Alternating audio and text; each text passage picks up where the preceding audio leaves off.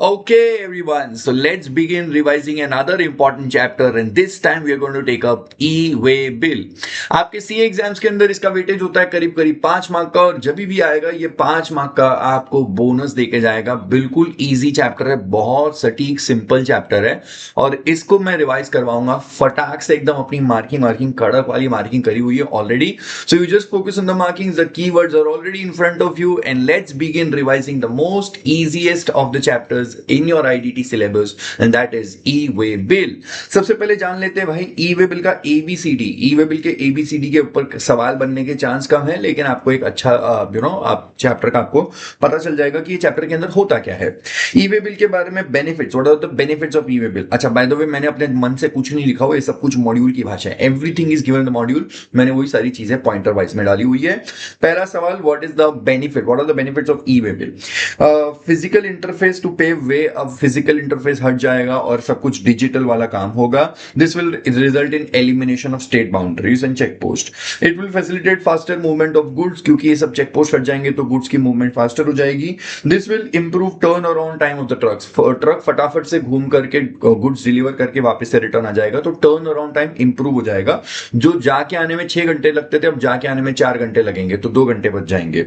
This will reduce the travel time as well as cost. जाहिर सी बात है, ट्रैवल टाइम कम हो जाएगा तो जो ट्रैवलिंग से रिलेटेड सारे वेरिएबल कॉस्ट होते हैं वो भी कम हो जाएंगे।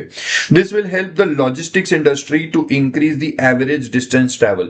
अगर जाके आने में 6 घंटे लगते थे तो 24 घंटे के अंदर आप 4 ट्रिप मार पाओगे, लेकिन अब आपको जाके आने में सिर्फ 4 घंटे लगते हैं, तो अब पूरे 24 घंटे के साइकिल में you can have around 6 trips. ठीक है, तो नंबर ऑफ ट्रिप्स, आपका डिस्टेंस ट्रैवल ज्यादा हो जाएगा, जाहिर सी बात है रेवेन्यू बढ़ जाएगा। तो these are the some benefits of e way bill. Sir, e way bill एक इलेक्ट्रॉनिक डॉक्यूमेंट है, ऑब्वियसली नाम से पता चलता है ई, लेकिन ध्यान देना, it is for evidencing the movement of goods. Goods की मूवमेंट एविडेंस करता है, मतलब मेरे प्रीमाइसेस से आपके प्रीमाइसेस पे गुड्स मूव हुए हैं, इसका एविडेंस क्या है? सर, इसका एविडेंस है ई-वे बिल। मैंने बनाया था एक ई-वे बिल, इससे पता चलता है कि मैंने गुड्स की मूवमेंट कराई थी मेरे प्रीमाइसेस से आपके प्रीमाइसेस पे। Sir, e way bill obviously generate हो जाता है इलेक्ट्रॉनिकली। जो पोर्टल है, इसके लिए अलग से पोर्टल बनाया हुआ है, common portal, and that is www.gst.gov.in। ये जनरेट होता है वेरियस मोड से, जैसे वेब, ऑनलाइन, एंड्रॉइड ऐप से बन जाएगा, एसएमएस से भी बना सकते हैं, bulk upload tool and API वगैरह वगैरह based on site integration. Sir, e way bill बनाने के लिए आपको ई-वे बिल जनरेट करना, ई-वे बिल को बनाने के बाद कभी कभी कैंसिल करने की बात आती है, अपडेट करना। You update the e way bill with the vehicle number. आप मोड ऑफ ट्रांसपोर्ट चेंज करते हो, जैसे आपकी गुड्स शिप से जा रहे हैं तो आप वाटरवेज ट्रांसपोर्ट हो जाएगा, फिर आपके गुड्स एयरक्राफ्ट से जा रहे हैं तो फ्लाइट एयरवेज वाला ट्रांसपोर्ट, बाय रोड जा रहे हैं तो जिस ट्रक वगैरह में जा रहे हो ट्रक का व्हीकल नंबर भी आप चेंज कर सकते हो, तो अपडेट करना वो वाली बात होती है। असाइनिंग, ई-वे बिल असाइन किया जाता है एक ट्रांसपोर्टर को, तो असाइनमेंट भी कर सकते हैं। तो generation, cancellation, updation, assignment of e way bill is available to the supplier, recipient, transporter. तो ये तीनों में से कोई भी लोग कर सकते हैं, जो सप्लायर है, रेसिपिएंट है, ट्रांसपोर्टर है, कोई भी कर सकता है। रजिस्टर्ड पर्सन, भाई साहब ये इंपॉर्टेंट वाला पॉइंट है, एग्जाम में इसके ऊपर सवाल बनने के चांस अच्छे हैं। ये 5 मार्क का, क्या 3 मार्क का, या 4 मार्क का, कुछ ना कुछ इसके अंदर काम बन सकता है। अच्छे से इसको पढ़ लो, केस खत्म कर दो। Registered person, the prerequisite of generating the e way bill is that the person who generates the e way bill should be a registered person. लेकिन रजिस्टर्ड कहां पे? Registered on the GST portal. He should register on the e way bill portal using his GST. मतलब पहले आप अपने आप को GST portal पे रजिस्टर करोगे, वहां से आपको जीएसटी वाला नंबर मिलेगा, जीएसटी आयन। अब जीएसटी आयन को यूज करके आप ई-वे बिल पोर्टल पे अपने आप को रजिस्टर करवाओगे।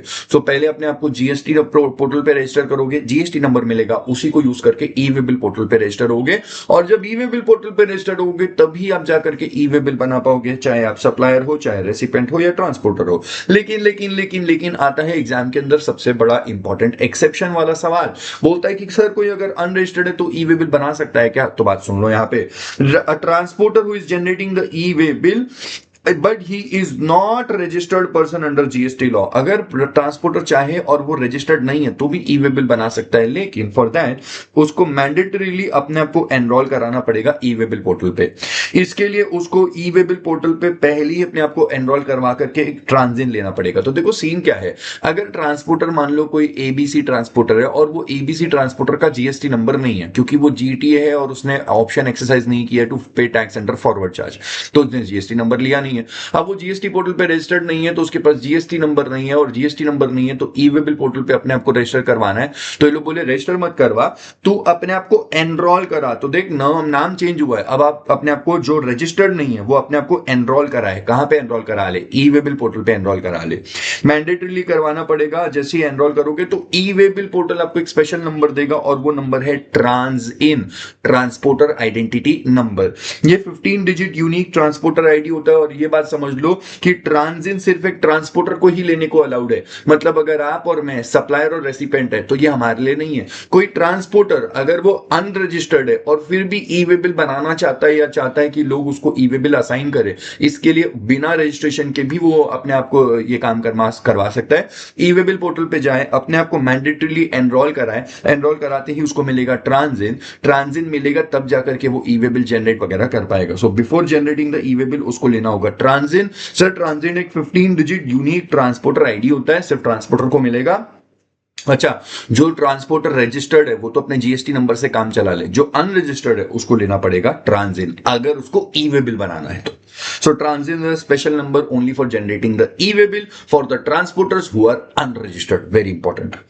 Transit is the unique number generated by the e-way bill system for unregistered transporter once he enrolls on the system. Transit is similar to GSTIN format. मतलब जैसे हमारे स्टेट कोड होते हैं, जैसे महाराष्ट्र में स्टेट कोड 27 होता है, तो वो स्टेट कोड चालू होता है, उसमें भी चालू होता है, फिर पीछे पैन होता है और चेकसम डिजिट होता है। मतलब जैसे जीएसटी नंबर होता है वैसे ही ट्रांजिन होता है। TRANSIN can be shared by the transporter with his client. ये हर अपने क्लाइंट को बोलेगा कि ये मेरा ट्रांजिन नंबर ले लो, जब आप ई वे बिल का पार्ट ए भरोगे तो मेरा ट्रांजिन नंबर डाल देना और मैं पार्ट बी भर दूंगा। जब मैं किसी दूसरे पर्सन को बोलता हूं कि पार्ट ए भरते वक्त मेरा ही ट्रांजिन नंबर डाल देना ताकि मुझे आ जाएगा और मैं पार्ट बी भर दूंगा, इस एक्टिविटी को कहा जाता है assignment of E way bill. अब वो जो बंदा है, मान लो कोई सप्लायर है, उसने पार्ट ए भरा, पार्ट ए भरते वक्त उसने ट्रांजिन डाल दिया मेरा। जैसे ही उसने ट्रांजिन डाला, मुझे पार्ट बी भरने के लिए अब मिल जाएगा। मैं लॉग इन करूंगा तो मेरे को पार्ट बी दिखेगा, अनफिल्ड है, मैं पार्ट बी भर दूंगा। इस एक्टिविटी को कहा जाता है असाइनिंग। सामने वाले बंदे ने मुझे असाइन कर दिया e way bill. Who may enter this, so ये क्या करेगा, he will share the TRANSIN is shared by the transporter with his clients. Clients will enter this number while generating the E way bill for assigning the goods to the transporter for transportation. Detail बात तो class में मेरे साथ में हो गई है, आपने किसी टीचर से करा होगा तो आपको समझाया ही होगा। कोशिश करता हूं जितना इजी हो सके फटाफट से आपका काम खत्म करूं। सर पार्ट ए भरना है, पार्ट ए के अंदर क्या क्या डिटेल्स डाली जाएंगी? पार्ट ए के अंदर क्या क्या डिटेल्स डाली जाएंगी? तो पार्ट ए के अंदर जीएसटीआईएन ऑफ सप्लायर और रेसिपेंट, इसमें सब मैं बोलूं इसके अंदर सारा का सारा ट्रांजैक्शन वाला डिटेल्स होगा।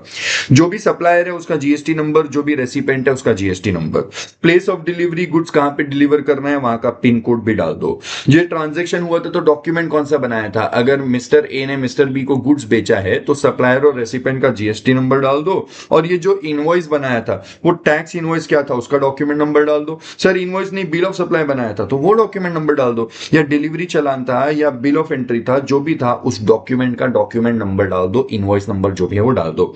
वो डॉक्यूमेंट कौन सी डेट का है, वो डॉक्यूमेंट का नंबर, डेट, वो सब डाल देना। गुड्स की क्या वैल्यू है, गुड्स कौन कौन से, उनका एचएसएन कोड डाल दो। एंड रीजन फॉर ट्रांसपोर्टेशन, किस रीजन से ट्रांसपोर्टेशन करवा रहे हैं? क्या ए ने बी को गुड्स सप्लाई करे हुए हैं या फिर रीजंस अदर देन सप्लाई? क्या सप्लाई नहीं बस मूवमेंट करा हुआ है? जैसे प्रिंसिपल ने जॉब वर्कर के पास में गुड्स भेजे हैं, सेंड किए हैं, सप्लाई नहीं है, बस भेजे हैं, जॉब वर्कर काम करके रिटर्न दे देगा, तो ऐसे केस में it is not a supply. So for reasons other than supply, या सप्लाई की वजह से मूवमेंट करवाया, या फिर इनवर्ट ट्रांजैक्शन है, किसी अनरजिस्टर्ड पर्सन से गुड्स खरीद रहे हैं, C2B, अनरजिस्टर्ड से रजिस्टर्ड पर्सन गुड्स खरीद रहा है, तो इस रीजन से। तो ये 3 रीजन है, इनमें से कौन से रीजन की वजह से आपने मूवमेंट करवाया है? और वो भी कब लगता है? जब registered person who is causing the movement of goods exceeding 50,000। अब आपको आगे समझ में आ जाएगा। पार्ट बी के अंदर ट्रांसपोर्ट की डिटेल्स डालते हैं, जैसे ट्रांसपोर्ट डॉक्यूमेंट नंबर, मतलब वो गाड़ी जो गाड़ी से जा रहा है वो गुड्स रिसीट नंबर वो ट्रांसपोर्टर इशू करता है। Railway receipt number, airway bill number, bill of lading, ये सारे ट्रांसपोर्टर होते हैं। शिपिंग वाली कंपनी आपको बिल ऑफ लेडिंग नंबर देगी। एयरक्राफ्ट से जा रहे हैं तो वो कंपनी आपको एयरवे बिल नंबर देगी। रेलवे से माल जा रहा है तो रेलवे वाले रेलवे रिसीट नंबर देंगे। और ट्रक टेम्पो से जा रहा है तो वो ट्रांसपोर्टर आपको जीआरएन दे देगा, गुड्स रिसीट नंबर दे देगा। वो जो भी नंबर है वो डालेगा ट्रांसपोर्टर पार्ट बी के अंदर। व्हीकल नंबर डालेगा, अगर बाय रोड हो रहा है तो ट्रक टेम्पो का जो भी रजिस्ट्रेशन नंबर है MS01 AB1212 वो सब डाला जाएगा। ये सब वो करेगा who is transporting the goods, तो यूजुअली ट्रांसपोर्टर डालता है। सर ये आपको एग्जाम में आ सकता है एक एमसीक्यू वगैरह के तौर पे। पार्ट ए की डिटेल्स, इंफॉर्मेशन इन पार्ट ए, क्या सप्लायर या रेसिपेंट को ही भरना पड़ेगा या वो किसी को अलाउ कर सकते हैं? तो देखो सप्लायर और रेसिपेंट खुद भी भर दें या वो किसी को बोल दें। जैसे सप्लायर या रेसिपेंट ट्रांसपोर्टर को बोल देंगे कि यार एक काम करो ट्रांसपोर्टर, आप ही पार्ट ए की डिटेल्स भर दो, हम आपको इनवॉइस का फोटो पीडीएफ वगैरह भेज रहे हैं, आप इनवॉइस के अंदर हमारा दोनों का जीएसटी नंबर डाल देना, इनवॉइस नंबर डाल देना, इनवॉइस डेट डाल देना, उसके अंदर देख के वैल्यू भी डाल देना, एचएसएन भी डाल देना, रीजन भी डाल देना, सब कर देना। तो ऐसे केस में ट्रांसपोर्टर ही भर देगा। तो ये ट्रांसपोर्टर को अगर ऑथोराइज कर दोगे तो वही पार्ट ए भरेगा और वही पार्ट बी भर देगा, चल जाएगा। या फिर कोई सप्लायर है या रेसिपेंट है, उसने क्या कर दिया, उसने सीधा सीधा उस ईसीओ, ई कॉमर्स ऑपरेटर जैसे अमेजॉन वगैरह या कुरियर एजेंसी ब्लू डार्ट वगैरह, इनको बोल दिया कि आप ही पार्ट ए भर दो, हम आपको ऑथोराइज कर रहे हैं। तो अगर कंसाइनर या जो भी है वो पर्सन अगर सामने वाले ट्रांसपोर्टर को या ई कॉमर्स ऑपरेटर को या कुरियर एजेंसी को ऑथोराइज कर देगा कि तू ही पार्ट ए भर दे, तो वो पार्ट ए भर देगा, पार्ट बी भर देगा। बाय द वे, अगर मैंने बातों बातों में ये नहीं बताया तो ई वे बिल जिस फॉर्म में भरा जाता है वो फॉर्म है EWB01। इस फॉर्म EWB01 के अंदर आपको पार्ट ए और पार्ट बी की डिटेल्स होती है। पार्ट ए की डिटेल्स होती है जिसमें आपको पार्ट ए के अंदर आपको ट्रांजैक्शन की डिटेल्स डालनी है कि कौन से गुड्स हैं, कौन सप्लायर है, कौन रेसिपेंट है वगैरह, और पार्ट बी के अंदर आपको ट्रांसपोर्टेशन की डिटेल्स डालनी होती है। ठीक है, सो ये मैं वो ही बता रहा था आपको पार्ट ए के अंदर क्या क्या भरना पड़ता है। ये ई वे बिल EWB01 के दो पार्ट्स होते हैं, part A and part B. On that note, अब आपको ये process of generating the E way bill है, ये मैंने मॉड्यूल से निकाला हुआ है, आप इसको आराम से स्क्रीन पॉज करके पढ़ सकते हो। आप अगर मेरे स्टूडेंट हो तो ये नोट्स आपके पास होंगे, आप पॉज करके इसको पढ़ लेना। ये बस ओफू है, only for understanding. Then you have some most important concept coming over here, और वो ये यूईएन। सर ये इंपॉर्टेंट पॉइंट है इसलिए क्योंकि इसके अंदर अमेंडमेंट है। अब बात मेरी ध्यान से सुनना, अगर कोई अनरजिस्टर्ड पर्सन और ई वे बिल बनाना चाहता है तो अनरजिस्टर्ड है ई वे बिल कैसे बनाएगा? क्योंकि पहले तो आपको जीएसटी पोर्टल पे रजिस्टर होना है, फिर जीएसटी नंबर लेना है, फिर आपको ई वे बिल पोर्टल पे अपने आप को रजिस्टर करना है, तब आप ई वे बिल बना पाओगे। तो देखो, अगर आप अनरजिस्टर्ड हो फिर भी ई वे बिल बनाना चाहते हो, या तो वॉलंटरीली बनाना चाहते हो, देखो इधर लिखा हुआ है मैंने कहीं तो भी, ठीक है, ये रहा वॉलंटरीली, जूम इन करके लिखा हुआ है। या तो वॉलंटरीली बनाना चाहते हो, या फिर आगे जाएंगे और आपको पता चलेगा कई बार आपको ई वे बिल बनाने के लिए बोला जाता है। तो अगर आपको ई वे बिल बनाने के लिए बोला जाता है despite the fact that you are unregistered, या फिर आप वॉलंटरीली बनाना चाहते हो तो जीएसटी में रजिस्टर्ड नहीं हो फिर भी ई वे बिल बनाना चाहते हो, तो आपको लेना पड़ेगा यूईएन, यूनिक एनरोलमेंट नंबर। ध्यान से सुनना, ध्यान से सुनना, ध्यान से सुनना। अगर ट्रांसपोर्टर है और रजिस्टर्ड नहीं हो फिर भी ई वे बिल वाले कामकाज करने हैं तो ट्रांजिन लेना पड़ेगा। ई वे बिल पोर्टल पे जाओगे ट्रांजिन लोगे, ये सिर्फ ट्रांसपोर्टर लेता है जो अनरजिस्टर्ड है। अगर सप्लायर या रेसिपेंट हो और फिर और अनरजिस्टर्ड हो और ई वे बिल बनाना चाहते हो तो आपको लेना पड़ता है यूईएन, यूनिक एनरोलमेंट नंबर। अब अनरजिस्टर्ड हूं, सप्लायर या रेसिपेंट हूं, ई वे बिल बनाना चाहता हूं, तो मेरे को लेना पड़ेगा यूईएन, यूनिक एनरोलमेंट नंबर। चाहे फिर मेरे को वॉलंटरीली बनाने की मस्ती चढ़ी हुई है या फिर लॉ ने मेरे को बोला है कि तुझे ई वे बिल बनाना पड़ेगा, मुझे लेना पड़ेगा UEN. Be very very clear with this. Sir ये दो कारणों से लगता है आपके ऊपर, ये दो कारणों में एक तो कारण यही है कि कोई अनरजिस्टर्ड पर्सन है has opted to generate the E way bill voluntarily. थोड़ा जूम इन कर देता हूं। Even when there is no such compulsion on the unregistered person to generate the E way bill, still he wishes to generate the E way bill voluntarily, तो e way bill वो बनाएगा। ठीक है, this was point D जिसके अंदर की मैंने यहां पे बात करी। अब आपको आगे देखने को मिलता है point number 1 which talks about point number 1 which talks about who is now we are entering into the most important discussion of this chapter. Sir ये इंपॉर्टेंट डिस्कशन चालू हो रही है। Point number 1, who is required to generate the E way bill. सबसे खतरनाक, सबसे basic और सबसे ultra pro max level important. ये पूरा पेज एकदम परफेक्ट अपने फ्लो में रखना क्योंकि ये पेज कभी भी एग्जाम में पूछा जा सकता है। ये पेज ये लोग फ्रीक्वेंटली कहीं ना कहीं एमसीक्यू वगैरह वगैरह के अंदर पूछते हैं। दिस पेज और इसके आगे वाला page, this entire page 226 and this page number 227 27 यहां तक की डिटेल्स भाई साहब एकदम कड़ा ही इंपॉर्टेंट है। So this is freaking important, just go for it. सबसे पहला, एवरी रजिस्टर्ड पर्सन, सो किसको बोल रहे हैं? Registered person. Every registered person who causes the movement of goods for any of the following purpose. तीनों चीजें मैच करना, किसको बोल रहे हैं? रजिस्टर्ड पर्सन को। वो भी वो registered person who is causing the movement of goods, और वो भी कॉजिंग द मूवमेंट कॉज कर रहा है for any of the following तीन पर्पसेस के लिए।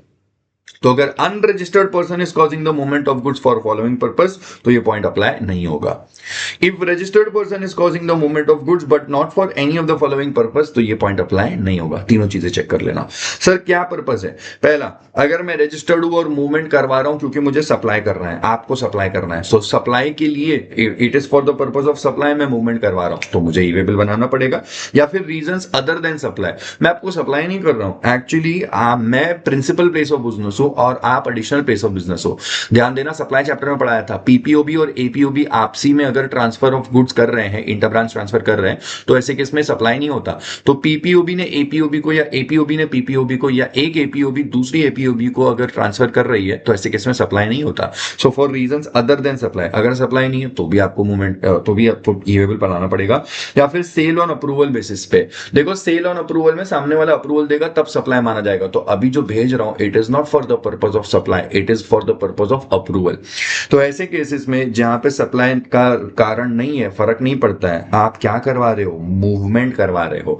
अब मूवमेंट करवा रहे हो सप्लाई के लिए या अदर देन सप्लाई के लिए। या फिर तीसरा, अगर आप रजिस्टर्ड पर्सन हो और आप किसी अनरजिस्टर्ड पर्सन से इनवर्ड ले रहे हो due to inward from an unregistered person. So मैं रजिस्टर्ड हूं और मैं जिस सामने वाले पर्सन से बात कर रहा हूं, यहां पे देखो ये एग्जांपल से बात कर लेते हैं। प्रज्ञा जो कि जीएसटी में रजिस्टर्ड है, she is purchasing goods from Dikshita जो कि अनरजिस्टर्ड है। तो फिर in this case this will be a C2B inward transaction for प्रज्ञा।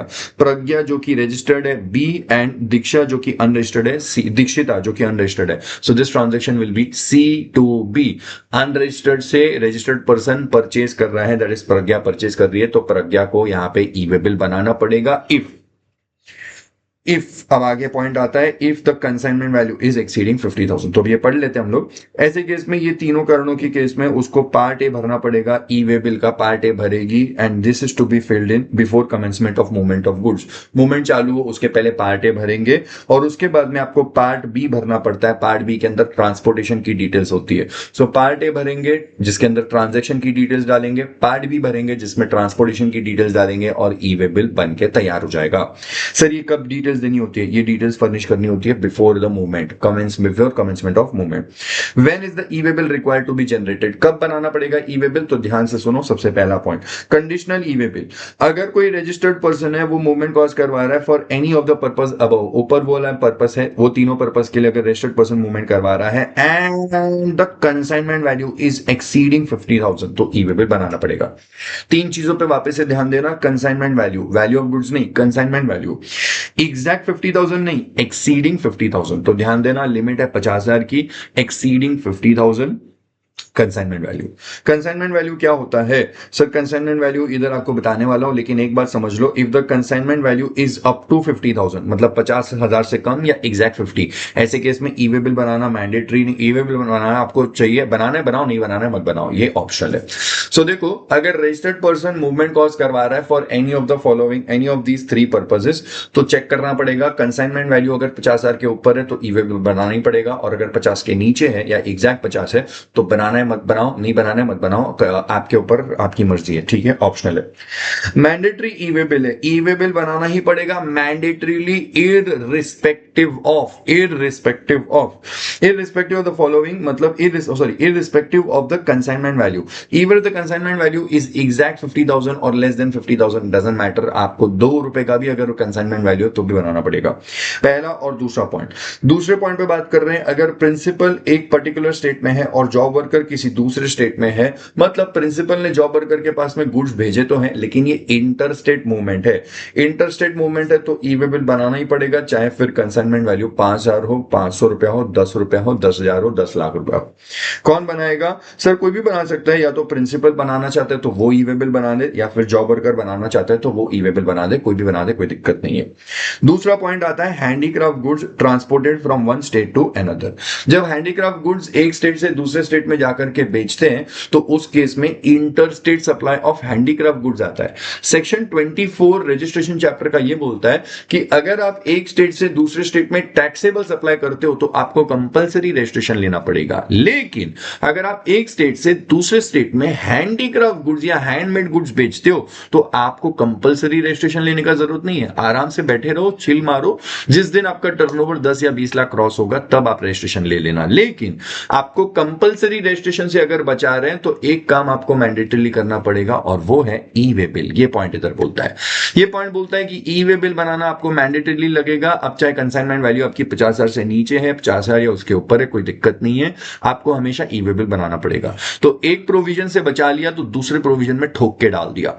एक प्रोविजन में बोला कि कंपलसरी मत रजिस्ट्रेशन मत ले, लेकिन कंपलसरी ई वे बिल तुझे बनाना पड़ेगा। तो ये तब होता है जब कोई पर्सन अनरजिस्टर्ड है और दूसरे स्टेट में अगर हैंडीक्राफ्ट गुड्स या हैंडमेड गुड्स बेच रहा है तो ऐसे केस में उसको ई वे बिल बनाना ही पड़ेगा mandatorily irrespective of the consignment value. ये हो गया पहला वाला पॉइंट। और दूसरा, ये दोनों ही केसेस में बॉस मैं ऊपर लिख के दे देता हूं, this is with respect to inter state movement of goods. अगर इंटर स्टेट सप्लाई नहीं, आंसर लिखते हुए प्रॉपर वर्ड यूज करना, इंटर स्टेट मूवमेंट हो रहा है, एक प्रिंसिपल एक स्टेट में और सामने वाला जो उसका जॉब वर्कर है वो दूसरे स्टेट में, तो ई वे बिल मैंडेटरीली बनाना पड़ेगा। और दूसरा, अगर हैंडीक्राफ्ट गुड्स एक स्टेट से दूसरे स्टेट में ट्रांसपोर्ट कर रहे हो तो ई वे बिल बनाना पड़ेगा उन लोगों को जिनको सेक्शन 24 के कंपलसरी रजिस्ट्रेशन से बचा लिया। Now comes the most important discussion, what is consignment value. ध्यान देना, इंस्टीट्यूट एमसीक्यू वगैरह के अंदर स्टूडेंट की बजाता है कंसाइनमेंट वैल्यू के लिए। कंसाइनमेंट वैल्यू निकालते हुए क्या करोगे, सबसे पहले लेंगे वैल्यू, लेकिन वैल्यू एक्सक्लूडिंग जीएसटी, जिसके अंदर जीएसटी का एलिमेंट नहीं है। उसके बाद जीएसटी आपको अलग से ऐड करना पड़ेगा if it is charged in the document. अगर आपने ऑलरेडी एक ऐसा फिगर लिया हुआ है which is inclusive of GST तो वापस डबल ऐड मत कर देना, क्योंकि मैंने स्टार्ट किया है with an value which is excluding GST. Then you add GST if it is charged in the document। लेकिन उसके अंदर अगर कुछ exempt goods होंगे तो वो आपको बाहर निकालने पड़ेंगे, less the value of exempt goods। ध्यान देना, अगर आपने ऊपर सिर्फ और सिर्फ ऊपर अगर आपने टैक्सेबल और exempt दोनों लिए तो exempt को बाहर निकालना पड़ेगा। अगर ऊपर आपने सिर्फ टैक्सेबल लिए उसके अंदर exempt है ही नहीं तो माइनस करने का जरूरत नहीं है। So I am saying this, value लिया, टैक्सेबल और एग्जाम दोनों लिया, तो फिर एग्जाम माइनस करके बाहर निकालो। अगर लिया ही सिर्फ टैक्सेबल है तो एग्जाम माइनस करने का जरूरत नहीं है। एक ये बात हो गई। दूसरा, अगर वैल्यू इंक्लूसिव ऑफ जीएसटी, उसके अंदर ऑलरेडी जीएसटी इंक्लूडेड है तो वापस से ऐड करने का जरूरत नहीं है। अगर वैल्यू एक्सक्लूडिंग वाला जीएसटी लिया हुआ है तो फिर जीएसटी अलग से ऐड करना पड़ेगा if it is charge in the document, if it is accordingly दिया हुआ है। ठीक है, क्वेश्चन के अंदर। सो प्लीज निकालते वक्त ध्यान देना। आपको पहली बात तो जब भी आप क्वेश्चन सॉल्व करते हो आपको कईयों जगहों पे बोला जाता है कि जीएसटी का अमाउंट मत ले, जीएसटी का अमाउंट मत ले, जीएसटी का मत। जब आप अग्रीगेट टर्नओवर निकाल रहे हो, जब आप ये कंप्यूट कर रहे हो, वो कंप्यूट कर रहे हो वगैरह वगैरह, तो आपको जीएसटी का अमाउंट हटाने के लिए बोला जाता है। लेकिन this is one of those places जहां पे जीएसटी अमाउंट ऐड करना पड़ता है। सो कीप इन माइंड, पहली बात। दूसरी बात, टैक्सेबल के साथ में एग्जाम जोड़ा हुआ है तो एग्जाम बाहर निकालना पड़ेगा। ये हो गई बात तेरी खत्म। नीचे तो आप रीड करोगे आपको समझ में आ जाएगा। Acceptance and rejection. अगर मैं ई वे बिल बना रहा हूं, अब मैं कंसाइनर हूं और आप रेसिपेंट हो, आप कंसाइनी हो, ठीक है, I am consignor, you are consignee. और एक ट्रांसपोर्टर है, नाम ले लेते हैं फॉर एग्जांपल एबीसी ट्रांसपोर्टर। अब अगर मान लो मैंने पार्ट ए भरा है, मैं कंसाइनर हूं और ट्रांसपोर्टर ने पार्ट बी भरा है, तो मैंने पार्ट ए भरा है, मुझे मालूम है, उसने पार्ट बी भरा है, उसको मालूम है, लेकिन आपको पता नहीं है कि ई वे बिल बन चुका है। तो आपको जीएसटी वाले ई वे बिल पोर्टल पे आपको एक नोटिफिकेशन देंगे, आपको एक्सेप्ट करना पड़ेगा। So you are the consignee and you will get an intimation to accept और reject. On the other hand, अगर आप कंसाइनी हो, आपने ई वे बिल का पार्ट ए भरा हुआ है, आपने ट्रांसपोर्टर को बोला, उसने पार्ट बी भरा हुआ है, अब आप दोनों को पता है कि कुछ मूवमेंट होने वाली है, मुझे तो कुछ पता ही नहीं है।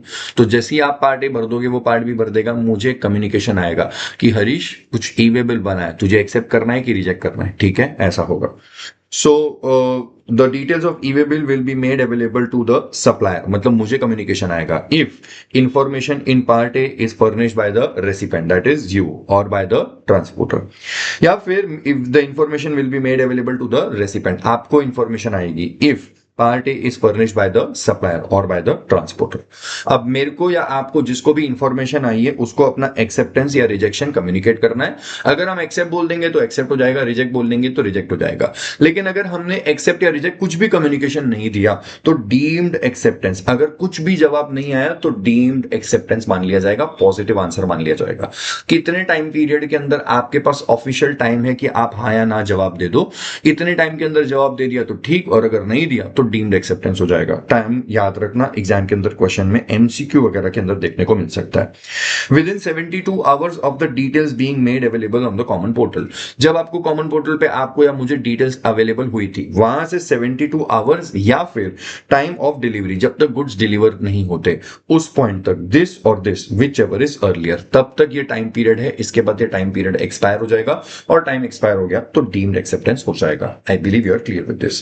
Cancellation of e way bill, again the most important of all points. MCQ वगैरह के अंदर आपको या छोटे से 2 से 3 मार्क का क्वेश्चन डायरेक्ट बन सकता है इसके ऊपर। सर पहली बात ये कि क्या ई-वे बिल को एडिट कर सकते हैं? एक बार बना दिया तो उसके अंदर कुछ डिटेल्स एडिट कर सकते हैं? तो देखो बेटा जी, एडिट नहीं होता है, एडिट नहीं होता है, अपडेट होता है। अपडेट आप कर सकते हो, सिर्फ और सिर्फ व्हीकल नंबर चेंज करना है। तो मेरी ट्रक जिसमें माल जा रहा था वो MH01 AB1212, अब वो ट्रक का टायर खराब फट गया या कुछ प्रॉब्लम हो गया, अब वो AB1212 वाली ट्रक में माल नहीं जा सकता, मुझे दूसरी ट्रक के अंदर भेजना है। तो मुझे दूसरी ट्रक के अंदर डालना है, तो मुझे ई-वे बिल पोर्टल पे जाकर के ट्रक का नंबर जो है, व्हीकल नंबर, वो अपडेट करना पड़ेगा। MH01 AB1212 नहीं, अब जाएगा MH01 AB1414 में। तो ये ट्रक का रजिस्ट्रेशन नंबर अपडेट करना है, ये कर सकते हो। या फिर अब माल जा रहा है ट्रक में, फिर जाएंगे पोर्ट पे और वहां से शिप में लोड करेंगे, तो शिप में जाएगा, तो ये मोड ऑफ ट्रांसपोर्ट चेंज करना है, बाय रोड से बाय शिप चेंज मेरे को ये करना है। सो ये आप चेंज कर सकते हो, इसको अपडेट करना बोलते हैं। So updating with mode of transport, this is allowed. या फिर मोड ऑफ ट्रांसपोर्ट में अगर रोड है तो ट्रक का या टेम्पो का जो व्हीकल नंबर है वो चेंज करना अलाउड है। This is updating the e way bill and this is allowed. इसको आप जितनी बार करना चाहो कर लो। मैं आपको स्क्रॉल अप करके आगे बताता हूं। ये आगे वाला पॉइंट आता है, ये रहा एडिटिंग द ई-वे बिल, ये वाला। If there is a mistake or incorrect or wrong entry in the e-way bill, then it cannot be edited or corrected. Only option is cancellation. Cancellation भी कितने time में? Within 24 hours of generation, and generate a new one with the updated with the correct details. तो edit नहीं हो सकता, सीधा cancel करना पड़ेगा। उसके बाद में अपडेटिंग द ई-वे बिल, अभी मैं बोल रहा था ई-वे बिल में भी अपडेटेड विद व्हीकल नंबर, या तो MH01 AB1212 को आप चेंज करके बना दो AB1414, या फिर विद मोड ऑफ ट्रांसपोर्ट, मतलब शिप से बाय रोड, या बाय रोड से बाय ट्रेन से बाय एयरक्राफ्ट, ये मोड ऑफ ट्रांसपोर्ट चेंज कर सकते हो। सर हम लोग अपडेट करना चाहते हैं, कितनी बार कर सकते हैं? Any number of times, an number of times change कर सकते हो। The latest vehicle number should be available on the e-way bill and should match with the vehicle carrying the goods in case it is checked by the department। तो आपके e-way bill portal पे आपने update कर दिया, अब portal पे दिखा रहा है MH01 AB1414, अब पोर्टल पे दिखा रहा है 1414। ऑफिसर ने गाड़ी रुकाया, चेक किया, देखा जिस ट्रक में माल जा रहा है वो भी है AB1414, चलेगा। लेकिन अगर जिस ट्रक में माल जा रहा है वो ट्रक का रजिस्ट्रेशन नंबर अलग है और पोर्टल पे अलग दिखा रहा है, तो गड़बड़ हो जाएगा, वहां पे प्रॉब्लम बन सकती है। There can also be a case where one e way bill can go through multiple mode of transportation, जैसे मैंने बताया बाय रोड से बाय ट्रेन वगैरह वगैरह, before reaching the destination as per mode of transportation. E way bill can be updated with the new mode of transportation by using the option of update e way bill, update vehicle number. Okay, so point number 3 and point number 4 is completely being communicated. एक बार के लिए बात उठी है तो ये भी बता देता हूँ, स्टार्ट ऑफ वैलिडिटी। अगर मैंने पार्ट ए भरा, मैंने पार्ट ए भर के फ्राइडे को मेरे ट्रांसपोर्टर को दे दिया, ट्रांसपोर्टर के गोडाउन में गुड्स पड़े हुए हैं, और उसने क्या किया, उसकी ट्रक आने वाली थी, दूसरी ट्रक आई मंडे को, तो उसने दूसरी ट्रक जो आई मंडे को, ट्रक के अंदर माल लोड किया मंडे को, और उसने पार्ट भी मंडे को भरा। तो सर ये जो वैलिडिटी का पीरियड होता है, जैसे हम लोग पढ़ेंगे अभी, वैलिडिटी 2 दिन की, 4 दिन की, 8 दिन की, ये वैलिडिटी कब से काउंट होगा? फ्राइडे से कि मंडे से? मंडे से काउंट होगा, क्योंकि जब पार्ट बी भरते हैं ना तब आपका ई-वे बिल बनता है, तो काउंटिंग मंडे से चालू होगी। तो यहीं पे बोला हुआ है validity validity period of e-way bill starts only after the details of part B are updated by the transporter for the very first time. Validity in this case will start from Monday. भले ही मैंने part A कब भरा था, Friday को, और hand over कर दिया था ट्रांसपोर्टर को, लेकिन ट्रांसपोर्टर भाई साहब ने पार्ट बी कब भरा हुआ है, Monday. Validity will start from Monday. This was the discussion for point number 2, 3, 4. अब जाते हैं पीछे, जिस पॉइंट पे डिस्कशन कर रहे थे उसी पे जाके पहुंच जाते हैं हम लोग. सर हम लोग थे पॉइंट नंबर 5 पे. कैंसिल करना ई-वे बिल, कैंसिल कर सकते हैं क्या? यस, लेकिन एक ही रूल है, कैंसिल कितने टाइम में होगा? Can be cancel with in 24 hours of the time of generation.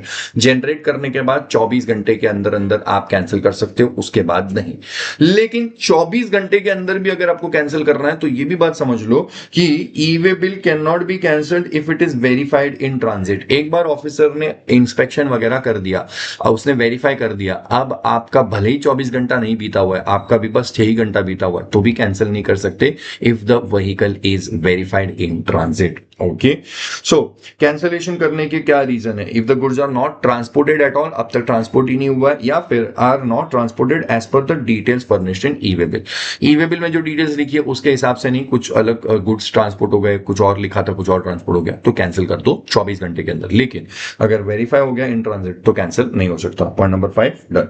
Point number 6, validity, one of the most important points. ये पॉइंट सबसे ज्यादा अगर एमसीक्यू के अंदर कभी कुछ आता है तो ये वाला पॉइंट है. बाकी तो आते ही है, लेकिन ये सबसे ज्यादा आता है, फ्रीक्वेंट आता है.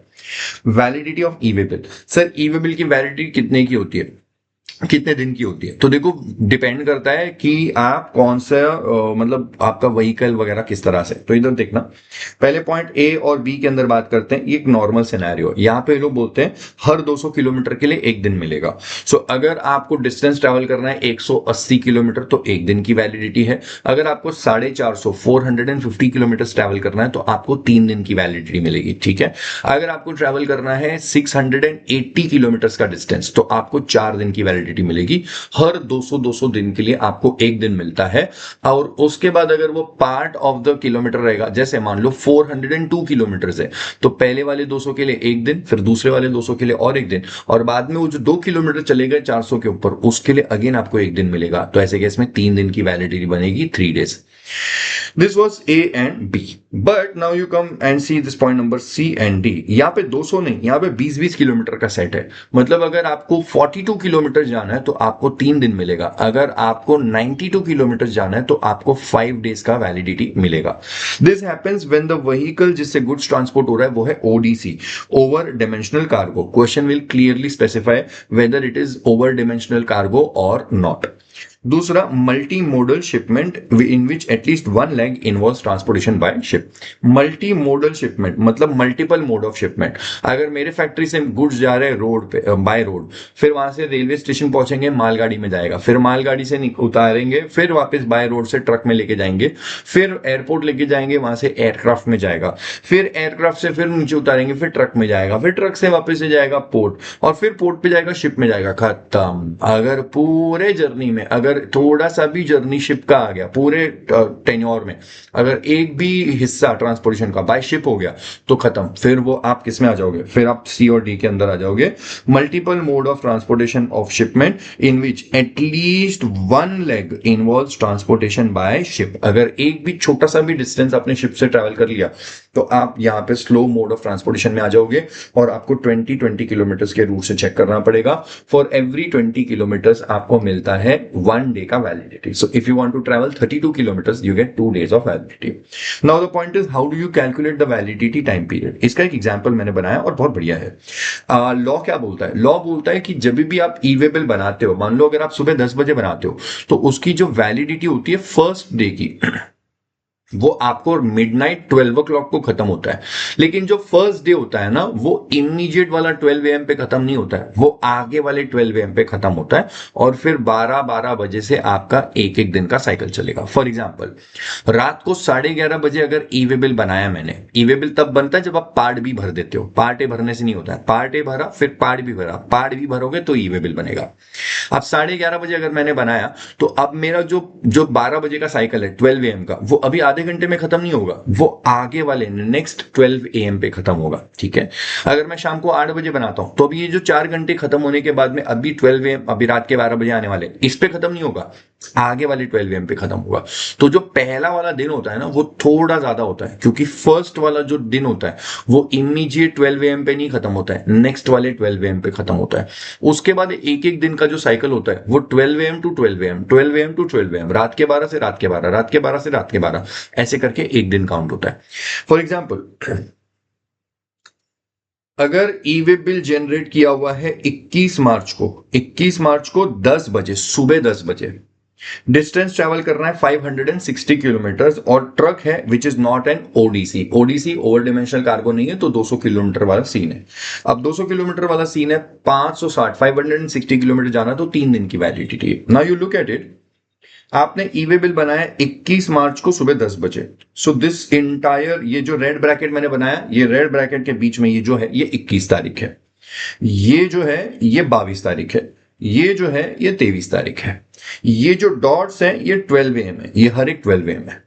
अब ये वाला जो 12 am है ना, दिस इज बिटवीन 21 तारीख और 22 तारीख, मतलब 21st ऑफ जो भी है वो दिन निकल चुका है, एंड 22nd की सुबह होने वाली है। यहां पे ये वाले पे 22nd की रात हो गई है और 23rd का सुबह होने वाला है, समथिंग लाइक दैट। सो अगर आपने यहां पे 10 am पे बनाया है, सो आपका जो वन डे है वो इधर नहीं खत्म होगा, आपका वन डे खत्म होता है इधर, आगे वाला 12 am। ये हो गया वन डे। अब जूम आउट करके देखते हैं, one day plus one more day plus one more day, so आपकी जो वैलिडिटी खत्म होती है वो प्रिसाइसली इधर वाले 12 am पे। The 12 am which is falling right between 24th and 25th, मतलब 24th की रात हो गई है और 25th की सुबह होने वाली है, वो वाला 12 am।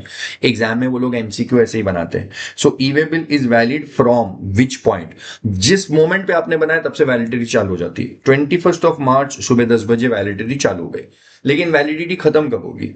24th-25th ऑफ मार्च का 12 am, 24th की रात होने वाली है और 25th की सुबह होने वाली है। 25th को वही 24 की रात और 25 की सुबह के बीच वाला 12 am, ठीक है। This is the precise logic. ये बात इंस्टीट्यूट ने अपनी मॉड्यूल में कुछ एग्जाम्पल से भी बनाई हुई है, आप इसको स्क्रीन पॉज करके आराम से पढ़ सकते हैं, ठीक है। अब आगे जा रहे हैं पॉइंट नंबर, इसी के अंदर बात कर रहे हैं पार्ट बी की। पार्ट बी अपडेट कर सकते हो मल्टीपल टाइम्स, मैंने आपको बताया हुआ है, आपको व्हीकल नंबर चेंज करना है या मोड ऑफ ट्रांसपोर्ट चेंज करना है, आप कर सकते हो।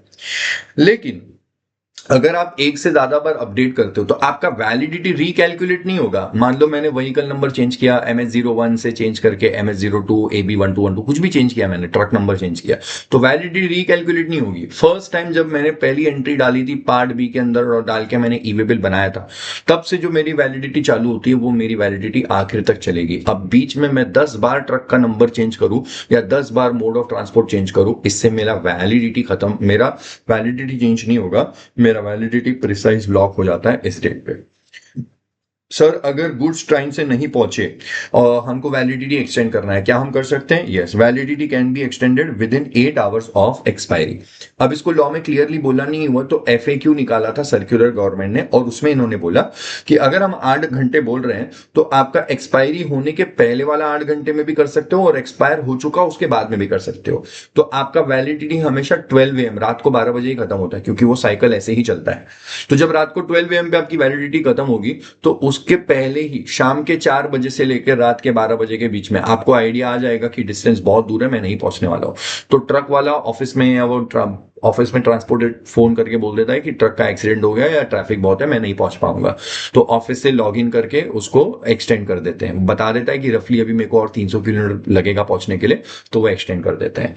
या फिर रात के 12 बज चुके और वैलिडिटी आपकी खत्म हो गई है, तो एक काम करो, ट्रक को बाजू में खड़ी कर दो, जब आप ऑफिस में फोन करो, जब वो ई वे बिल उधर से एक्सटेंड करेगा तब आप ट्रक को आगे मूव करना। ये रात के 12 बजे के बाद 8 घंटे, मतलब सुबह 8 बजे तक आप इसको, इतना टाइम है, आप उसको एक्सटेंड कर सकते हो। This can happen.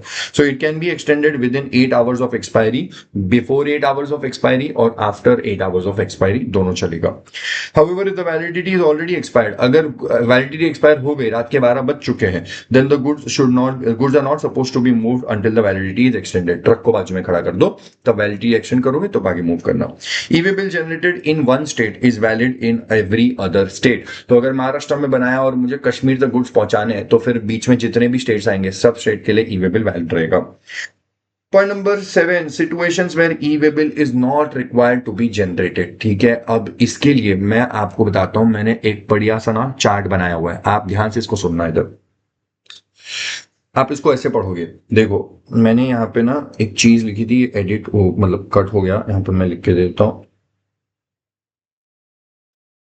खाली खाली, ऐसे याद करना। ठीक है, खाली खाली, घोड़ा गाड़ी, customs customs, D D, non star, porn star नहीं साले, नॉन स्टार बोला है। ठीक है, पॉन स्टार नहीं बोला मैं, नॉन स्टार, ये नॉन स्टार।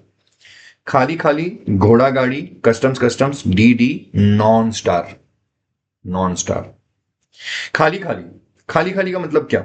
खाली खाली मतलब दो पॉइंट्स है, पॉइंट नंबर 12 और 14 बोलता है अगर एम्प्टी कार्गो कंटेनर, खाली कंटेनर जा रहा है तो ई वे बिल का जरूरत नहीं है, या फिर empty cylinder for packing LPG, point number 14 और पॉइंट नंबर 12, ये रो इधर आपके इधर आ गया, पॉइंट नंबर 12 और पॉइंट नंबर 12, पॉइंट नंबर 12 और 14 ये आपको बताता है situations where e way bill is not required to be generated, ऐसे केसेस में ई वे बिल की जरूरत नहीं पड़ती। तो अगर खाली कंटेनर जा रहा है तो फिर ई वे बिल बनाने का जरूरत नहीं है, या फिर खाली सिलेंडर है, वो अपने घर पे गैस के सिलेंडर होते हैं ना, लेके जाते हैं वो लोग, तो वो लेके जाते हैं, उसके अंदर वापस से वो गैस फिल करेंगे, फिर अपने को सिलेंडर, वो सिलेंडर वाला देके जाएगा। तो जो खाली सिलेंडर लेके जाते हैं फॉर पैकिंग एलपीजी, वो केसेस में ट्रांसपोर्टेशन कर रहे हैं तो ई वे बिल का जरूरत नहीं रहेगा।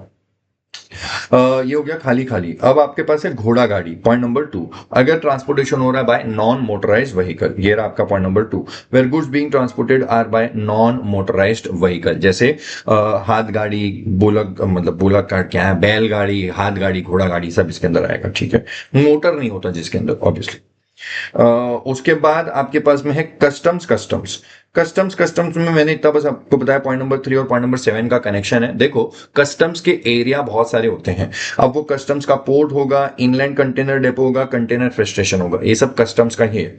उसके बाद ये आपका पूरा सी रूट वाला है। ठीक है, कस्टम्स का port, inland container depot, container freight station.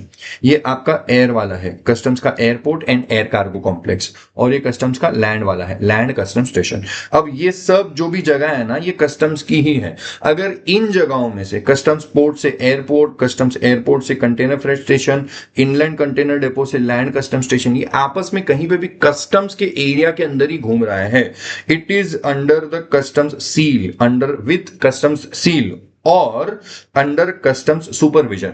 तो कस्टम्स की सील या कस्टम्स की सुपरविजन में ही जा रहा है तो ई वे बिल बनाने का जरूरत नहीं है, क्योंकि सब कस्टम्स के कंट्रोल में। ये हो गया आपका कस्टम्स कस्टम्स। फिर डीडी, डीडी में आपके पास में देखो, ये पॉइंट नंबर 3 और 7 इधर रहा, ये रहा पॉइंट नंबर 3 और पॉइंट नंबर 7, कस्टम्स कस्टम्स, ये रहा कस्टम्स, और यहां पे भी आपको रहेगा ये रहा कस्टम्स। ठीक है, ये हो गया, पॉज करके रीड कर लो।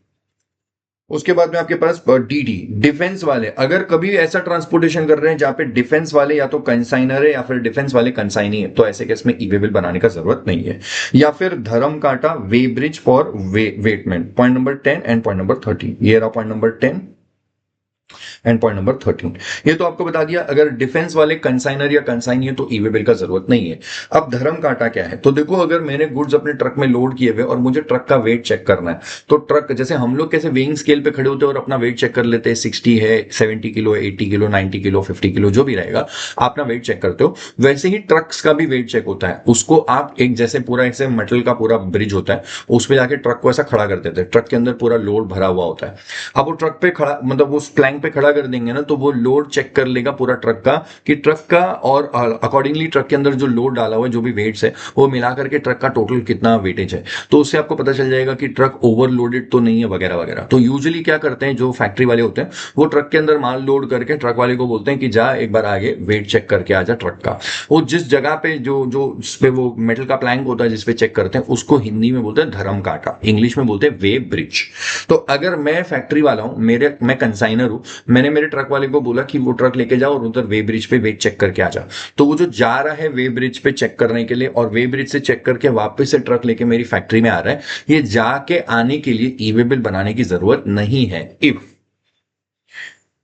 कहां से कहां तक? Place of business of consignor to weighbridge, धर्म काटा, या फिर वे ब्रिज से back to the place of business of consignor. इसके आके जाके आने के लिए ई वे बिल की जरूरत नहीं है if movement is accompanied by delivery challan, और जिस डिस्टेंस पे आपको जाके आना है वो 20 किलोमीटर के अंदर है। तो 20 किलोमीटर के अंदर है धर्म काटा और जाके आने वाले हो और इनवॉइस बनाया नहीं है, फिलहाल के लिए डिलीवरी चलान बनाया तो चलेगा, ई वे बिल बनाने का जरूरत नहीं है।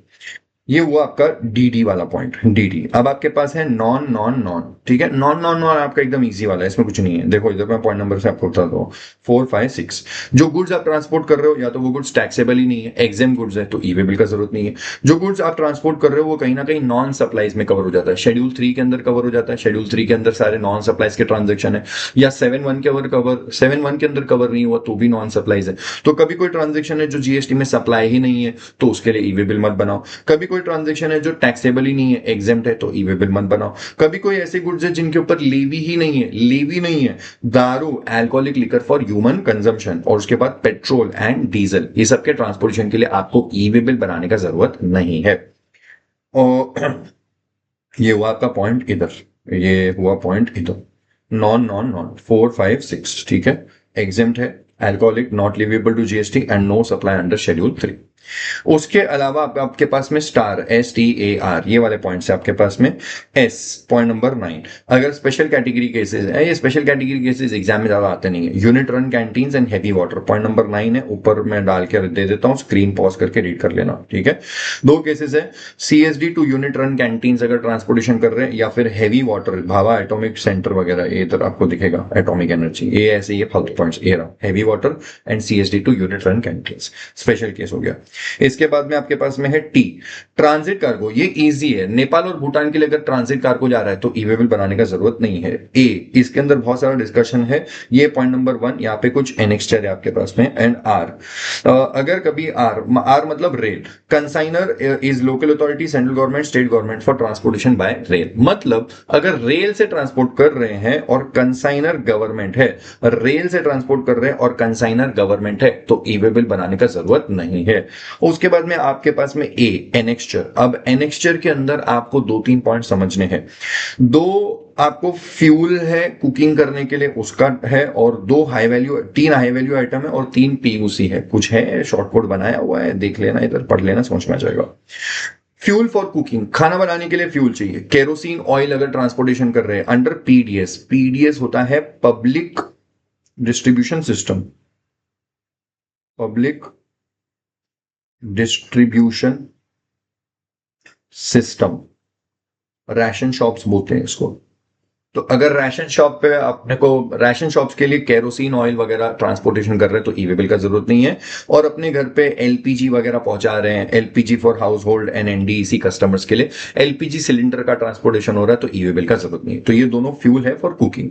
उसके अलावा 3 हाई वैल्यू आइटम्स है, ये हाई वैल्यू आइटम्स है, इनके ट्रांसपोर्टेशन के टाइम पे ई वे बिल मत बनाओ। करेंसी, जैसे RBI वगैरह नया करेंसी प्रिंट करवाए तो बैंक्स में भिजवा रहा है या जो भी है, या ATM में भरने के लिए वैन में करेंसी लेके जा रहे हैं तो उसकी ई वे बिल मत बनाओ। ज्वेलरी, गोल्डस्मिथ, सिल्वर स्मिथ, सब ज्वेलरी वाले हाई वैल्यू आइटम्स है, इनका ट्रांसपोर्टेशन कर रहे हो, ई वे बिल मत बनाओ, रास्ते में पता चल जाएगा, चोरी चकारी हो जाएगी, वो टेम्पो को पूरा रुका देंगे। उसके अलावा natural cultured pearls, precious stone, semi precious stones, तो ये सारे डायमंड्स और वो सारे इसके अंदर आ जाएंगे, प्रेशियस स्टोन्स और हीरा पन्ना सब इसके अंदर आ जाएंगे, इनका ट्रांसपोर्टेशन कर रहे हो, ई वे बिल मत बनाओ। ये सब हाई वैल्यू आइटम्स हो गए, 2 हो गए फ्यूल फॉर कुकिंग। और उसके बाद में आपके पास PUC, P postal baggage, department of post का। U, used personal effects and household effects. And C, coral, unworked and worked coral, ये सब का ट्रांसपोर्टेशन कर रहे हो तो ई वे बिल मत बनाओ। ये हो गया आपका एनेक्स्चर। शॉर्ट कोड है, याद करने के लिए क्या करोगे सर, खाली खाली, घोड़ा गाड़ी, customs, DD and non star बोला है, नॉन स्टार, ठीक है। ये हो गया आपका काम इधर। ये था 7th पॉइंट, जब केसेस की बात करते हैं where e way bill is not required to be generated.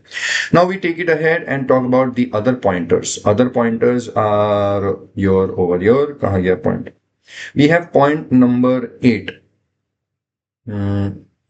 Yes, point number 8, e way bill in case of various modes of transport. अलग अलग मोड ऑफ ट्रांसपोर्ट से अगर ट्रांसपोर्टेशन कर रहे हैं तो ई-वे बिल का उसमें क्या स्टेटस रहेगा।